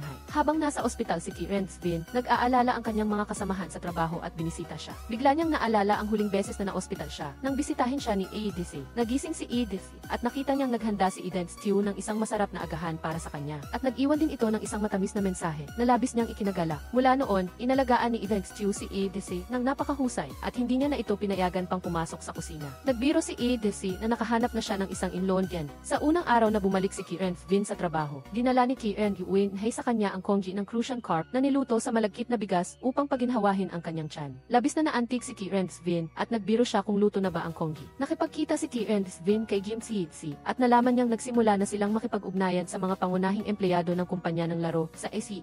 Hiniling niya sa lahat na ihanda ang kanilang trabaho at balak niyang pumunta sa SEA sa susunod na linggo. Habang nagtatrabaho, hindi sinasadyang natuklasan ni Tien Vin na ang comics na binasa nilang magkasama ni Edisu ay gagawin ng animated film, kaya ipinadala niya ang balitang ito kay Edisu. Nagkataon na nakita ni Edisu ang email ni Tien Vin at kinabahan siya, kaya hindi niya ito binuksan. Kinabahan siyang binuksan ang email at nang makita niyang tungkol lang pala ito sa comics, medyo nadismaya siya at pinagalitan siya. Nagtungo si Tien the Kid upang tingnan ang ginagawang apartment ni Tien Vin at pagkatapos ay magkasama silang kumain at magkwentuhan tungkol sa kanilang mga kamakailang sitwasyon. Nagalit si Tien the Kid dahil sinundan lang ni Inhin ang producer sa kanyang paglalakbay.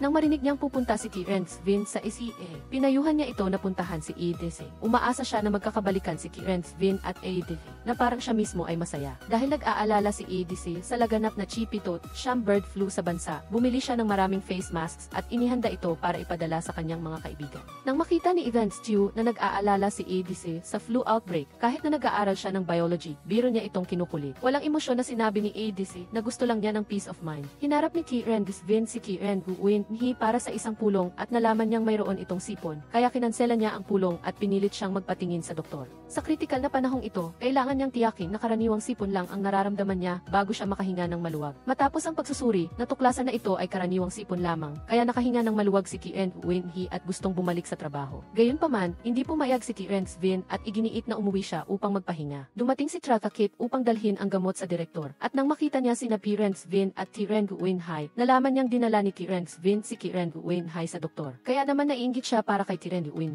Natanggap ni DVCV ang mga face mask, kaya tinawagan niya si AD2 upang ipaalam sa kanya at tanungin kung gusto niyang magpadala ng isang kahon para kay Tien Vin. Sinabi ni ADC na siya na ang bahala at pagkatapos ay nagtanong siya tungkol sa sitwasyon ni Tien Vin. Tinukso siya ni Isesivay kaya hindi na siya naglakas loob na magtanong pa. Natanggap ni Tien Vin ang face mask, tinawagan si DCV para magpasalamat at nang malaman niyang galing ito kay EDC, tinanong niya ito tungkol sa kanya. Tinanong ni DCV si Tien Vin tungkol sa kanyang biyahe sa Isite at dahil naantala ang kanyang schedule, pinayuhan niya si Isesivay na huwag munang sabihin kay EDC. Ibinigay ni Kim Chi ang balita kay Tien Vin na ang biyahe sa SEA ay kailangang ipagpaliban pansamantala dahil sa komplikadong sitwasyon ng epidemya. At pagkatapos ay tinawagan niya si DCV para hingin ang numero ni ADC. Nang marinig ni ICCV na pansamantalang hindi makakapunta si Tien Vin sa SEA, pinayuhan niya siya na kung magdadalawang isip pa siya, baka makuha siya ng iba o makalimutan na siya ni ADC. Sinabi ni Tien Vin kay ICCV na hindi niya kontrolado ang mga mangyayari, ngunit hindi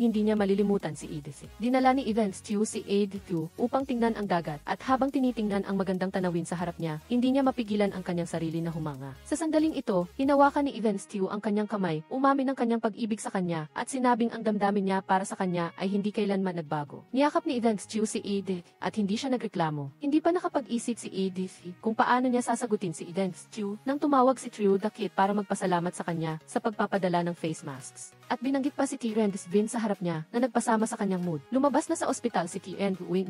Masaya siyang nakipaglaro ng taguan kay Tien Vin sa harap ng opisina at nagmakaawa sa kanya na samahan siyang kumain ng hotpot. Habang kumakain ng hotpot, ikinuwento ni Tien Guin kay Tien Vin na binisita siya ni AC Den sa bahay at umamin ng kanyang pag-ibig sa kanya. Nang marinig ito ni Tien Vin, pinayuhan niya si Tien Guin na humanap ng boyfriend para hindi na siya iniisip ni AC Den. Sinamantala ni Tien Guin ang pagkakataon na ito upang pilitin si Tien Vin na na magsalita. Ipinaliwanag niya ng malinaw ang kanyang mga saloobin kay Kieran Svin at ayaw ni Kieran Svin na pag-usapan ang tungkol dito. Ngunit pinilit si Kieran Svin hinaharapin siya, kaya kinailangan niyang linawin na tanging si Edith lang ang nasa puso niya at hindi niya matatanggap ang alok nito. Nang gabing iyon, naglakas loob si Kieran Svin na tawagan si Edith at nagtanong siya tungkol sa kanyang kamakailang sitwasyon. Habang nag-uusap, sinabi ni Edith sa kanya na mayroon na siyang boyfriend. Nang marinig ito ni Kieran Svin, pinatay niya ang tawag at itinigil ang lahat ng pagpapalamuti sa apartment na inihanda niya para kay Edith. Labis na nasaktan ang puso ni Kieran Svin, iyon ay pangako niya kay Edith. Ngunit ngayon ay may iba na siya, nasasaktan lang siya, kaya ginulo niya ang mga disenyo at hindi niya pinayagan ang sarili na isipin pa siya. Matapos ang online meeting sa American partner, gusto ni Zhang Yuan na makipag-usap kay Zhang Yuan tungkol sa pagpunta sa Amerika para pumirma ng kontrata. Ayaw makinig ni Zhang Yuan at sa sandaling iyon, tumawag ang real estate broker, kaya pumasok siya sa opisina ng mag-isa para sagutin ang tawag. May dalang isang kahon si Duguogo na pinadala ni Xu-heyang at nang makita niyang lumabas si Zhang Yuan, ibinigay niya ang kahon kay Zhang Yuan habang kinukumusta ang relasyon nila ni Zhang Yuan. Agad na pinigilan ni Zhang Yuan si Duguogo na magtanong pa. May isang taong gustong bumili ng bahay ang nagset ng appointment kay Zhang Yuan para tingnan ito. Nang makarating siya doon, patuloy na pinupunan ng mamimili ang apartment at gusto siyang pilitin na babaan ang presyo. Ayaw kumita ni Zhang Yuan sa apartment na ito, gusto lang niyang ibenta ito sa orihinal na presyo. Ngunit, hindi nasiyahan ang kabilang partido, pinuna pa nila ang pangalan ng Hello Garden na itinuturing niyang pinakamahalaga na nagpagalit sa kanya at nagkansela sa pagbebenta ng bahay. Ipinagawa ni Zhang Yuan ang apartment at sa parehong oras, ang larong Wanwang Chawang 5 na dinisenyo niya ay nakapasa sa yugto ng pagsubok at nakapasok sa top 3 na labis niyang ikinatuwa. Tumawag si Liun Wei para batiin si Zhang Yuan at sinabi rin sa kanya na babalik si Heluo sa Beijing sa susunod na linggo. Gusto niyang tulungan si Zhang Yuan, ngunit nag-alinlangan si Zhang Yuan nang marinig ang balita at tinanong si Yun Wei kung si Heluo ay babalik ng mag-isa. Sa araw na nakatakdang bumalik si Heluo sa Beijing, nagdala si Feng Xiao ng maleta at pinuntahan siya. Sinabing bumili na siya ng tiket ng eroplano at sasama siya sa pagbalik sa Beijing. Nagulat si Heluo sa bigla ang pagkilos na ito ni Feng Xiao at pinagsabihan lang niya ito na hindi siya binigyan ng oras para maghanda, ngunit hindi ito pinansin ni Feng Xiao. Mag-isang kinuha ni Zhang Yuan ang kanyang kotse sa garahe pagkatapos ng maintenance at balak niyang pumunta sa airport para sunduin si Heluo at sorpresahin siya. Hawak niya ang bulaklak at kinakabahan siyang naghintay sa airport para kay Heluo, ngunit hindi niya inaasahang makita siyang magkasama silang bumalik ni Feng Xiao. Agad siyang tumakbo sa takot at inakala niyang si Feng Xiao ang bagong boyfriend ni Heluo. Pumunta si Zhang Yuan sa lumang noodle shop para kumain at hindi niya inaasahang doon din kumain si Heluo pagkatapos niyang bumalik, kaya nagkasalubong silang dalawa. Nagpanggap si Zhang Yuan na narinig niya ang boses ni Heluo at saka lang siya tumayo para batiin siya na nagpapanggap na hindi niya alam na babalik siya ngayong araw. Nang makita niya si Feng Xiao na hawak ang kamay ni Heluo, dali-dali siyang umalis. Dahil sa pag-udyok ni Zhao Chengji, nagpa siya si Zhang Yuan na pumunta sa high school class reunion at gusto niyang makita kung may pagkakataon pa siya. Umupo siya sa tabi ni Heluo at labis siyang nag-aalala sa kanya, ngunit itinuring lang siya ni Heluo na isang ordinaryong kaklase. Napansin ni Zhang Yuan na nagbago ng malaki ang mga gawi sa pamumuhay ni Heluo na labis niyang ikinagulat. Si Zhao Chengji naman, ang maestrong tagapayo, ay lasing na lasing dahil hindi dumating si Dianxin. Pagkatapos ng hapunan, nagkayayaan silang magkaraoke. Sa taxi, maraming napag-usapan sina Zhang Yuan at Heluo.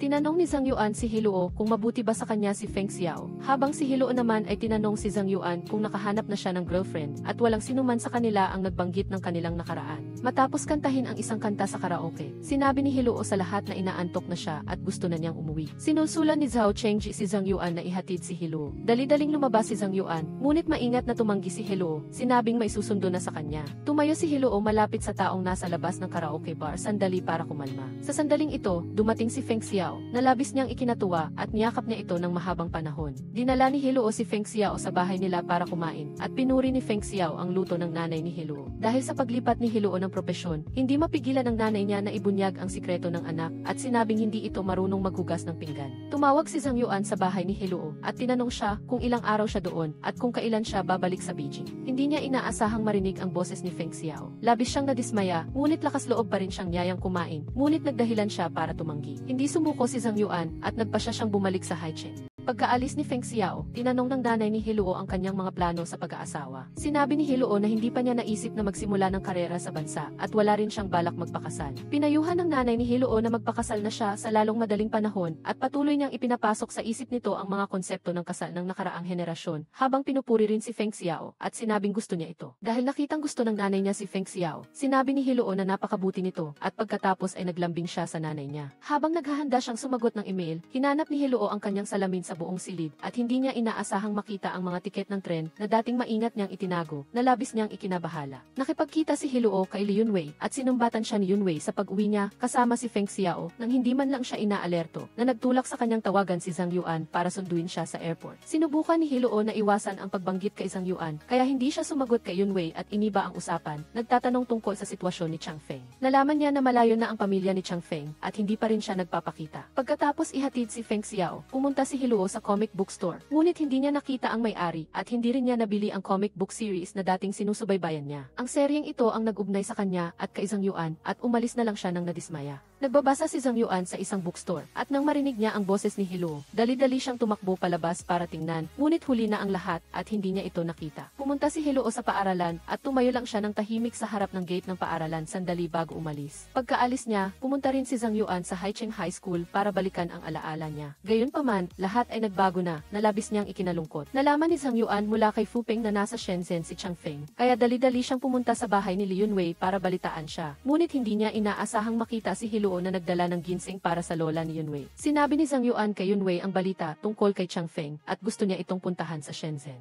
Ngunit natatakot si Yunwei na hindi niya kayanin ang pagkabigla kapag nalaman niya ang kasalukuyang sitwasyon ng pamilya, kaya pinigilan niya ito. Nagdahilan si Zhang Yuan na mayroon siyang gustong itanong kay Heluo at niyaya siyang kumain. Nang sinabi ni Heluo na hindi niya ito matutulungan, saka lang niya sinabi ang totoo na gusto lang niyang makasalo siya sa pagkain. Pagbalik ni Heluo sa Beijing, sinalubong siya ni Dian Xin at sinabi niya sa kanya ang tungkol sa kanyang pag-arte at ipinagmalaki pa na nanalo si Zhao Chengji sa isang film editing award na labis na ikinagulat ni Heluo. Sinalubong ni Madexing si Zhang Yuan sa airport at agad siyang ipinagmalaki ang dumaraming bilang ng mga manlalaro ng laro. Si Zhang Yuan naman, habang papunta sa kumpanya, ay nalaman na ang larong Wanwang Chawang ay hindi man lang malogin. Nang makita ang estado ng laro, inisip ni Zhang Yuan na malawakang inatake ang kanilang laro na nagresulta sa ganitong kinalabasan at napilitan siyang ipahinto muna ang laro at maghintay hanggang mabuksan itong muli. Para maiwasan ang pagkawala ng mga customer, nag-alok si Zhang Yuan ng maraming promosyon para sa mga manlalaro habang sinusubukan ding humanap ng solusyon sa problema at itinuring niya itong kanyang sariling pagkakamali at nagsagawa ng pagsusuri sa kahinaan ng laro. Pagkatapos ng ilang araw ng masipag na pagtatrabaho, sa wakas ay natapos na ni Zhang Yuan ang pag-aayos ng mga bug.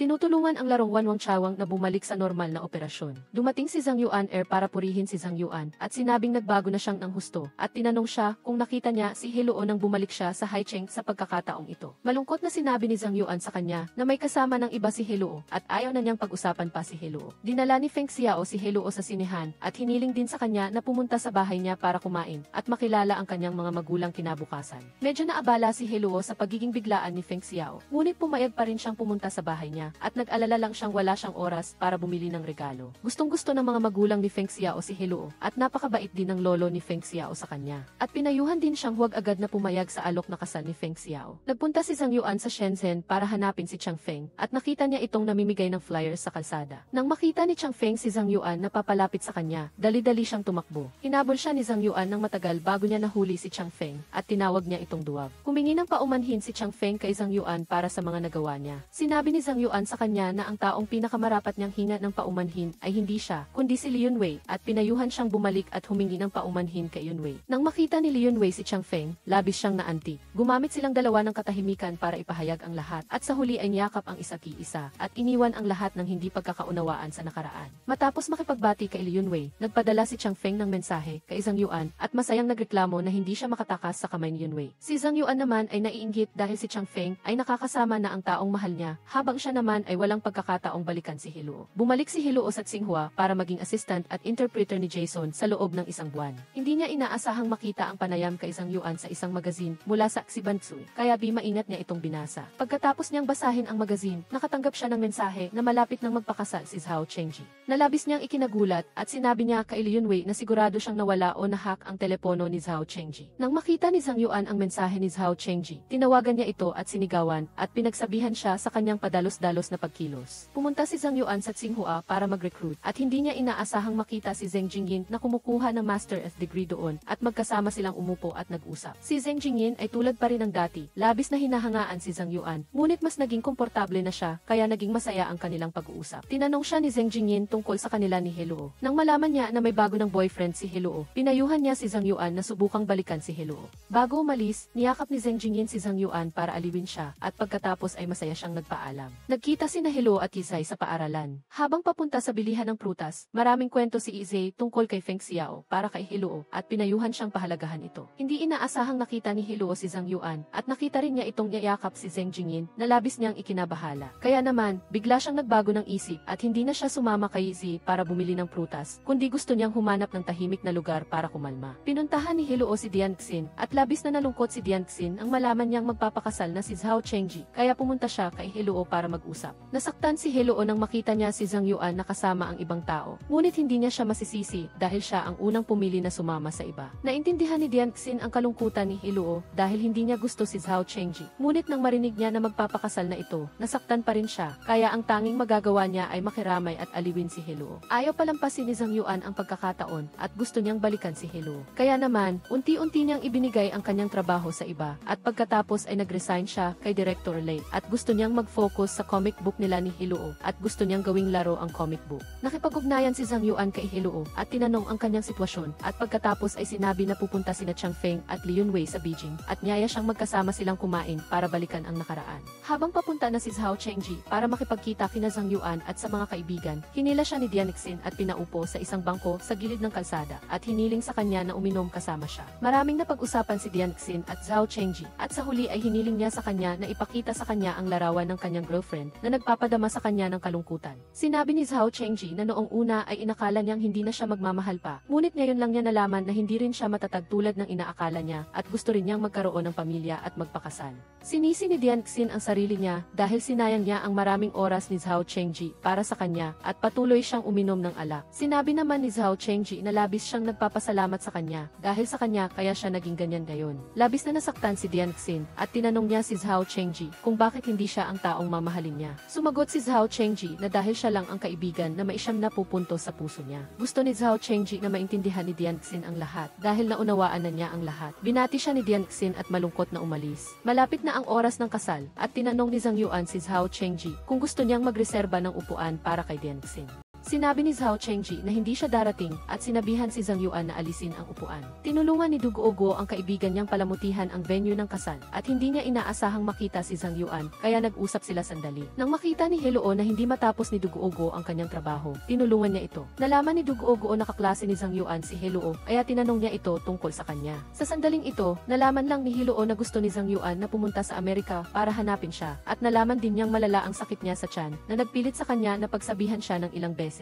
Biglang dumating si Dian Xin sa kasal at binigyan si Zhao Chengji ng regalo at nagpakuha ng litrato kasama ang ikakasal at binati silang dalawa. Pagkatapos ng trabaho, dali-daling bumalik si Zhang Yuan at binigyan si Duguogo ng kaunting trabaho. Nagreklamo si Duguogo tungkol sa dagdag na trabaho habang nagdadala ng gamot sa tiyan sa opisina ni Zhang Yuan. Bigla siyang na-curious kung sino ang gusto ni Zhang Yuan kaya lihim niyang binuksan ang drawer nito. Nang makita ni Duguogo ang larawan ni Helo sa photo frame, nakita siya ni Zhang Yuan sa opisina ni Zhang Yuan at pumasok siya para tawagin siya. Nagulat si Duguogo at nahulog ang photo frame na nabasag. Humingi si Duguogo ng tulong kay Zhang Yuan habang nagtatanong din tungkol sa personal na buhay ni Zhang Yuan. Pagkatapos ng trabaho, hinanap niya ang eksaktong kaparehong photo frame, ngunit hindi niya ito nakita. Kaya naman, napilitan siyang umamin ng pagkakamali kay Zhang Yuan. Habang naghahanda si Helo na bumalik sa Amerika, patuloy na nagpaalala si Yizai sa kanya na dapat niyang tandaan na huwag magpakita ng anumang damdamin para kay Zhang Yuan sa harap ni Feng Xiao. Dahil tiyak na magpapanggap si Feng Xiao na dakila para ibigay siya kay Zhang Yuan. Naunawaan ni Yizai ang pagdurusa sa puso ni Helo at hindi siya makapagbigay ng anumang kapakipakinabang na payo kay Helo at sinabihan lang siya na maging maingat sa anumang desisyon na gagawin niya. Sinabi naman ni Helo na ang kanyang pag-alis ay ang huli niyang desisyon.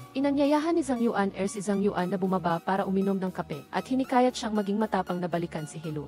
Kahit na mabigo ay mas mahusay kaysa sa walang ginagawa. Natatakot si Zhang Yuan na kung mabibigo siya, hindi na sila magiging magkaibigan ni Helo, kaya hindi siya makapagdesisyon. Ikinuwento ni Zhang Yuan kung paano dating hinanap ni Helo si Zhang Yuan at sinabing si Helo ang taong pinakamamahal sa kanya sa mundong ito at siya rin ang makakapagpasaya sa kanya. Pinayuhan niya siyang samantalahin ang pagkakataong ito at balikan si Helo. Nang marinig niya ang sinabi ni Zhang Yuan sa wakas ay nagdesisyon si Zhang Yuan na balikan si Helo. Hinawakan niya ang kamay ni Zhang Yuan nagpasalamat sa kanya at tumakbo sa Tsinghua. Nang makarating siya sa Tsinghua, nalaman lang ni Zhang Yuan na natapos na ni Heluo ang kanyang trabaho doon. At nakarating na siya sa airport, kaya dali-daling tumakbo si Zhang Yuan sa airport, ngunit huli na ang lahat at hindi niya ito nakita. Habang kumakain kasama si Heluo, binanggit ni Feng Xiao ang tungkol sa pag-aasawa at gusto niyang malaman ang opinyon niya. Nag-alinlangan si Heluo, kaya nangako si Feng Xiao na maghihintay siya hanggang sa mas maging matatag ang kanilang relasyon. Labis na nasiyahan si Heluo sa sagot ni Feng Xiao at naramdaman din niya na maganda ang kasalukuyang relasyon nilang dalawa, kaya sumang-ayon siya sa desisyon nito. Dinala ni Feng Xiao si Heluo sa dagat para magpalamig, magmasid sa tanawin at nag-usap sila ng matagal. Hindi napigilan ni Feng Xiao na halikan si Heluo, ngunit nang gusto niya pang gumawa ng isang hakbang, tinanggihan siya ni Heluo. Hindi siya pinilit ni Feng Xiao, sinabihan siyang matulog muna at pagkatapos ay inihatid siya sa bahay. Nag-organisa ang mga kaibigan ng isang farewell party para kay Feng Xiao, at pinayuhan siya ni Shuje at ng iba pa na magpakasal na kay Feng Xiao. Sa lalong madaling panahon, magkaanak, kumuha ng American citizenship at manatili doon. Nahiya si Heluo nang marinig niya ang sinabi ng lahat at umalis siya. Gustong manatili ni Director Li si Zhang Yuan at ayaw niyang umalis siya sa Zulong, kaya nag-alok siya ng ibang opsyon. Hiningi niya kay Zhang Yuan na gumawa ng game demo at ibabalik ito para suriin. Kung maaprobahan, susuportahan siya ng Zulong sa pagbuo ng larong ito. Nangako si Zhang Yuan kay Director Li na makikipagnegosasyon muna siya para sa copyright ng comics. Pagkatapos, ibabalik niya ang demo. Hindi gustong umalis ng mga empleyado ni Zhang Yuan. Sinabi nila sa kanya na kahit anong proyekto ang gawin niya, susundin nila siya. Si Zhang Yuan naman ay nagsabing gusto niyang maglakbay at sinabi sa kanyang dapat siyang magtagumpay. Pumunta si Li Yunwei sa Beijing at partikular siyang inanyayahan ni Zhang Yuan na uminom ng kape at sinabi sa kanya na mananatili na siya sa Haicheng at pagkatapos ay nainggit siya kay Heluo. Dahil ang mundo niya ay kasing liit lang ng Haicheng, habang si Heluo ay mula Haicheng papuntang Beijing at papuntang Amerika, ang mundo niya ay laging malaki. Binanggit ni Zhang Yuan si Heluo at biglang nakaramdam siya ng kalungkutan. Nag-alinlangan siya kung dapat ba siyang maging masaya na makita lang si Heluo na masaya. Hindi gusto ni Li Yunwei ang pag-aalinlangan na ito at sinabi niya sa kanya na nag-propose na si Feng Xiao kay Heluo. Pagkatapos ay ibinigay niya sa kanya ang postcard na ipinadala ni Heluo sa kanya noong bago pa lang siya sa Amerika at sinabihan siyang pag-isipan itong mabuti. Sa araw ng kasal ni Li Yunwei at Chang Feng, masayang nag-video si Yunwei sa bridal room at ipinakilala ang kanyang mga kaibigan sa lahat at pagkatapos ay itinago niya ang sapatos, naghihintay kay Chang Feng na sunduin siya. Pagkatapos niyang itago ang sapatos, tinawagan niya si Heluo at ibinahagi ang kanyang kaligayahan sa sandaling ito na nagpapabahala kay Zhang Yuan na nakatayo sa tabi. Matapos makipag-usap kay Heluo ng sandali, gusto ni Yunwei na ibigay ang telepono kay Zhang Yuan para makausap niya si Heluo. Gayunpaman, nang kukunin na sana ni Zhang Yuan ang telepono, tumanggi si Heluo na labis niyang ikinalungkot. Dumating si Chang Feng para sunduin ang bride at sinamahan niya si Li Yunwei pauwi sa masaya at masiglang kapaligiran at nagsimula ng bagong buhay. Bumalik si Zhang Yuan sa tahimik na buhay na mag-isa at bigla siyang nakatanggap ng isang pakete. Nang buksan niya ito, nalaman niya na ito ay mga comic book na ipinadala sa kanya ng may-ari ng comic book store at ang mga ito ay mga kwento niya at ni Heluo. Binuksan ni Zhang Yuan ang comic book at nakita ang liham na iniwan ni Heluo para sa kanya. Binasa niya ang liham at naalala niya ang kanilang mga alaala. Nanginginig ang kanyang kamay at patuloy na tumulo ang kanyang mga luha. Pumunta si Dian Xin sa Amerika at agad siyang nakipagkita kay Heluo para mag-usap. Tinanong niya si Heluo tungkol sa kasal at ibinunyag naman ni Heluo ang kanyang mga pag-aalala kay Dian Xin. Ayaw talaga ni Heluo na magpakasal kay Feng Xiao at natatakot siyang harapin ito. Sinabi ni Dian Xin na hindi mahal ni Heluo si Feng Xiao o hindi bababa sa hindi siya sapat na mahal para sa kanya. Ayaw aminin ni Heluo ito kaya tinanong siya ni Dian Xin tungkol sa kanyang nararamdaman nang makita niya si Zhang Yuan sa bansa. Ikinuwento naman ni Heluo sa kanya ang kanyang komplikadong damdamin. Pinayuhan ni Dian Xin si Heluo na magpakasal na kay Feng Xiao. Naramdaman niya ang labis na paghanga sa katapatan ni Feng Xiao kay Heluo sa loob ng maraming taon. Gayunpaman, hindi mapipilit ni Heluo ang sarili niya. Dahil sa kabaitan ni Feng Xiao, nakaramdam si Heluo ng labis na pagkakasala. Gusto niya itong tratuhin ng maayos, ngunit hindi niya magawa na labis siyang ikinabahala. Pinayuhan siya ni Dian Xin na sundin ang kanyang puso. Hanggang masaya siya, wag na siyang masyadong mag-isip pa. Dinala ni Heluo si Zhang Yuan pabalik sa dating inuupahang bahay. Nang makita ang hindi pamilyar na silid, ang mga librong hindi pa niya nakikita sa mesa, at ang larawang nakasabit sa dingding, nakaramdam si Zhang Yuan ng pait. Napagtanto niya na umalis na siya sa buhay ni Heluo nang hindi niya namamalayan. Patuloy na umiiwas si Heluo tulad ng dati, natatakot na masaktan pa si Feng Xiao. Sa tuwing may sasabihin si Zhang Yuan, pinipigilan siya nito. Nang sumikat ang araw, tumingala si Heluo sa asul na langit at sinimulan niyang paalisin si Zhang Yuan. Sa sandaling ito, tumawag si Feng Xiao at tulad ng dati, marami siyang tinanong sa kanya. Ayaw magtago ni Heluo, kaya sinabi niya sa kanya na may dumating na kaibigan niya. Nang marinig ito ni Feng Xiao, tila masakit sa kanyang puso, at isang pangalan na ayaw niyang banggitin ang pumasok sa kanyang isipan. Inihatid ni Heluo si Zhang Yuan sa terminal ng bus, at tiningnan ang huling bus na umaalis. Kinawayan niya ito ng walang anumang panghihinayang.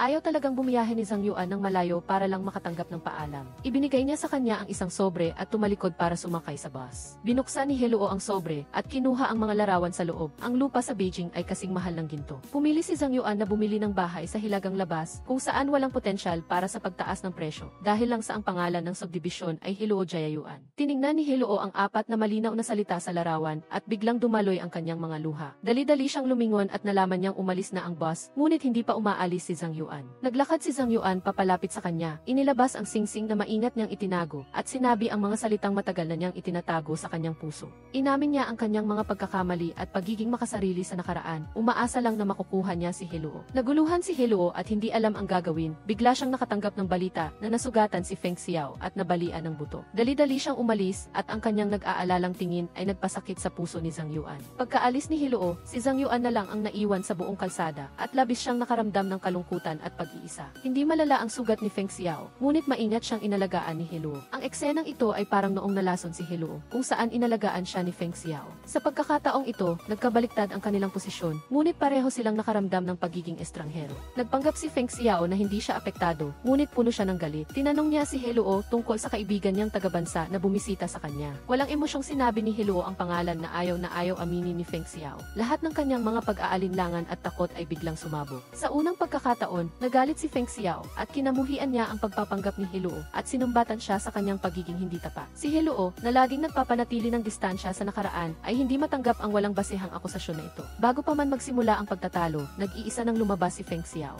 Nagising si Heluo sa malakas na pag-ulan sa gabi at nang makita niya ang walang laman na silid, nag-aalala siyang tumakbo palabas para hanapin si Feng Xiao at nalaman niyang nakatayo lang siya sa harap ng pinto at hindi siya umalis. Pagkatapos niyang kumalma, pinanatili ni Feng Xiao ang kanyang magalang na kilos. Gusto niyang balikan ang kanilang relasyon at tulad ng dati, siya ay mahiyain at maingat. Gayunpaman, mula sa mga mata ni Heluo, napagtanto niya na ang sitwasyon ay malala na. Sa pagkakataong ito, kahit na maraming magagandang alaala sa nakaraan at maraming pag-asa para sa hinaharap, hindi na niya mapigilan pa si Heluo. Sa gitna ng malakas na ulan, humingi sila ng paumanhin sa isa't iisa, at ang relasyong ito na hindi dapat nagsimula ay sa huli ay bumalik sa simula. Pagkatapos makipaghiwalay kay Heluo, bumalik si Feng Xiao sa China. Ang Amerika na walang Heluo ay tila naging malamig at malawak. Araw-araw na binabanggit ng nanay ni Feng Xiao si Heluo, ngunit hindi niya masabi ang totoo, at mayroon pa rin siyang pag-asa, umaasang sa hinaharap ay maaari pa silang magbalikan. Si Heluo naman, itinuturing na ng kanyang nanay si Feng Xiao bilang anak at ang tanging magagawa niya ay umiwas. Hindi nagtagal, nagtapos si Heluo at nalaman niya na may pagkakataon ang tatay niya na malipat pabalik sa bansa, kaya labis siyang natuwa at umaasang makakabalik sa China para bumuo ng karera.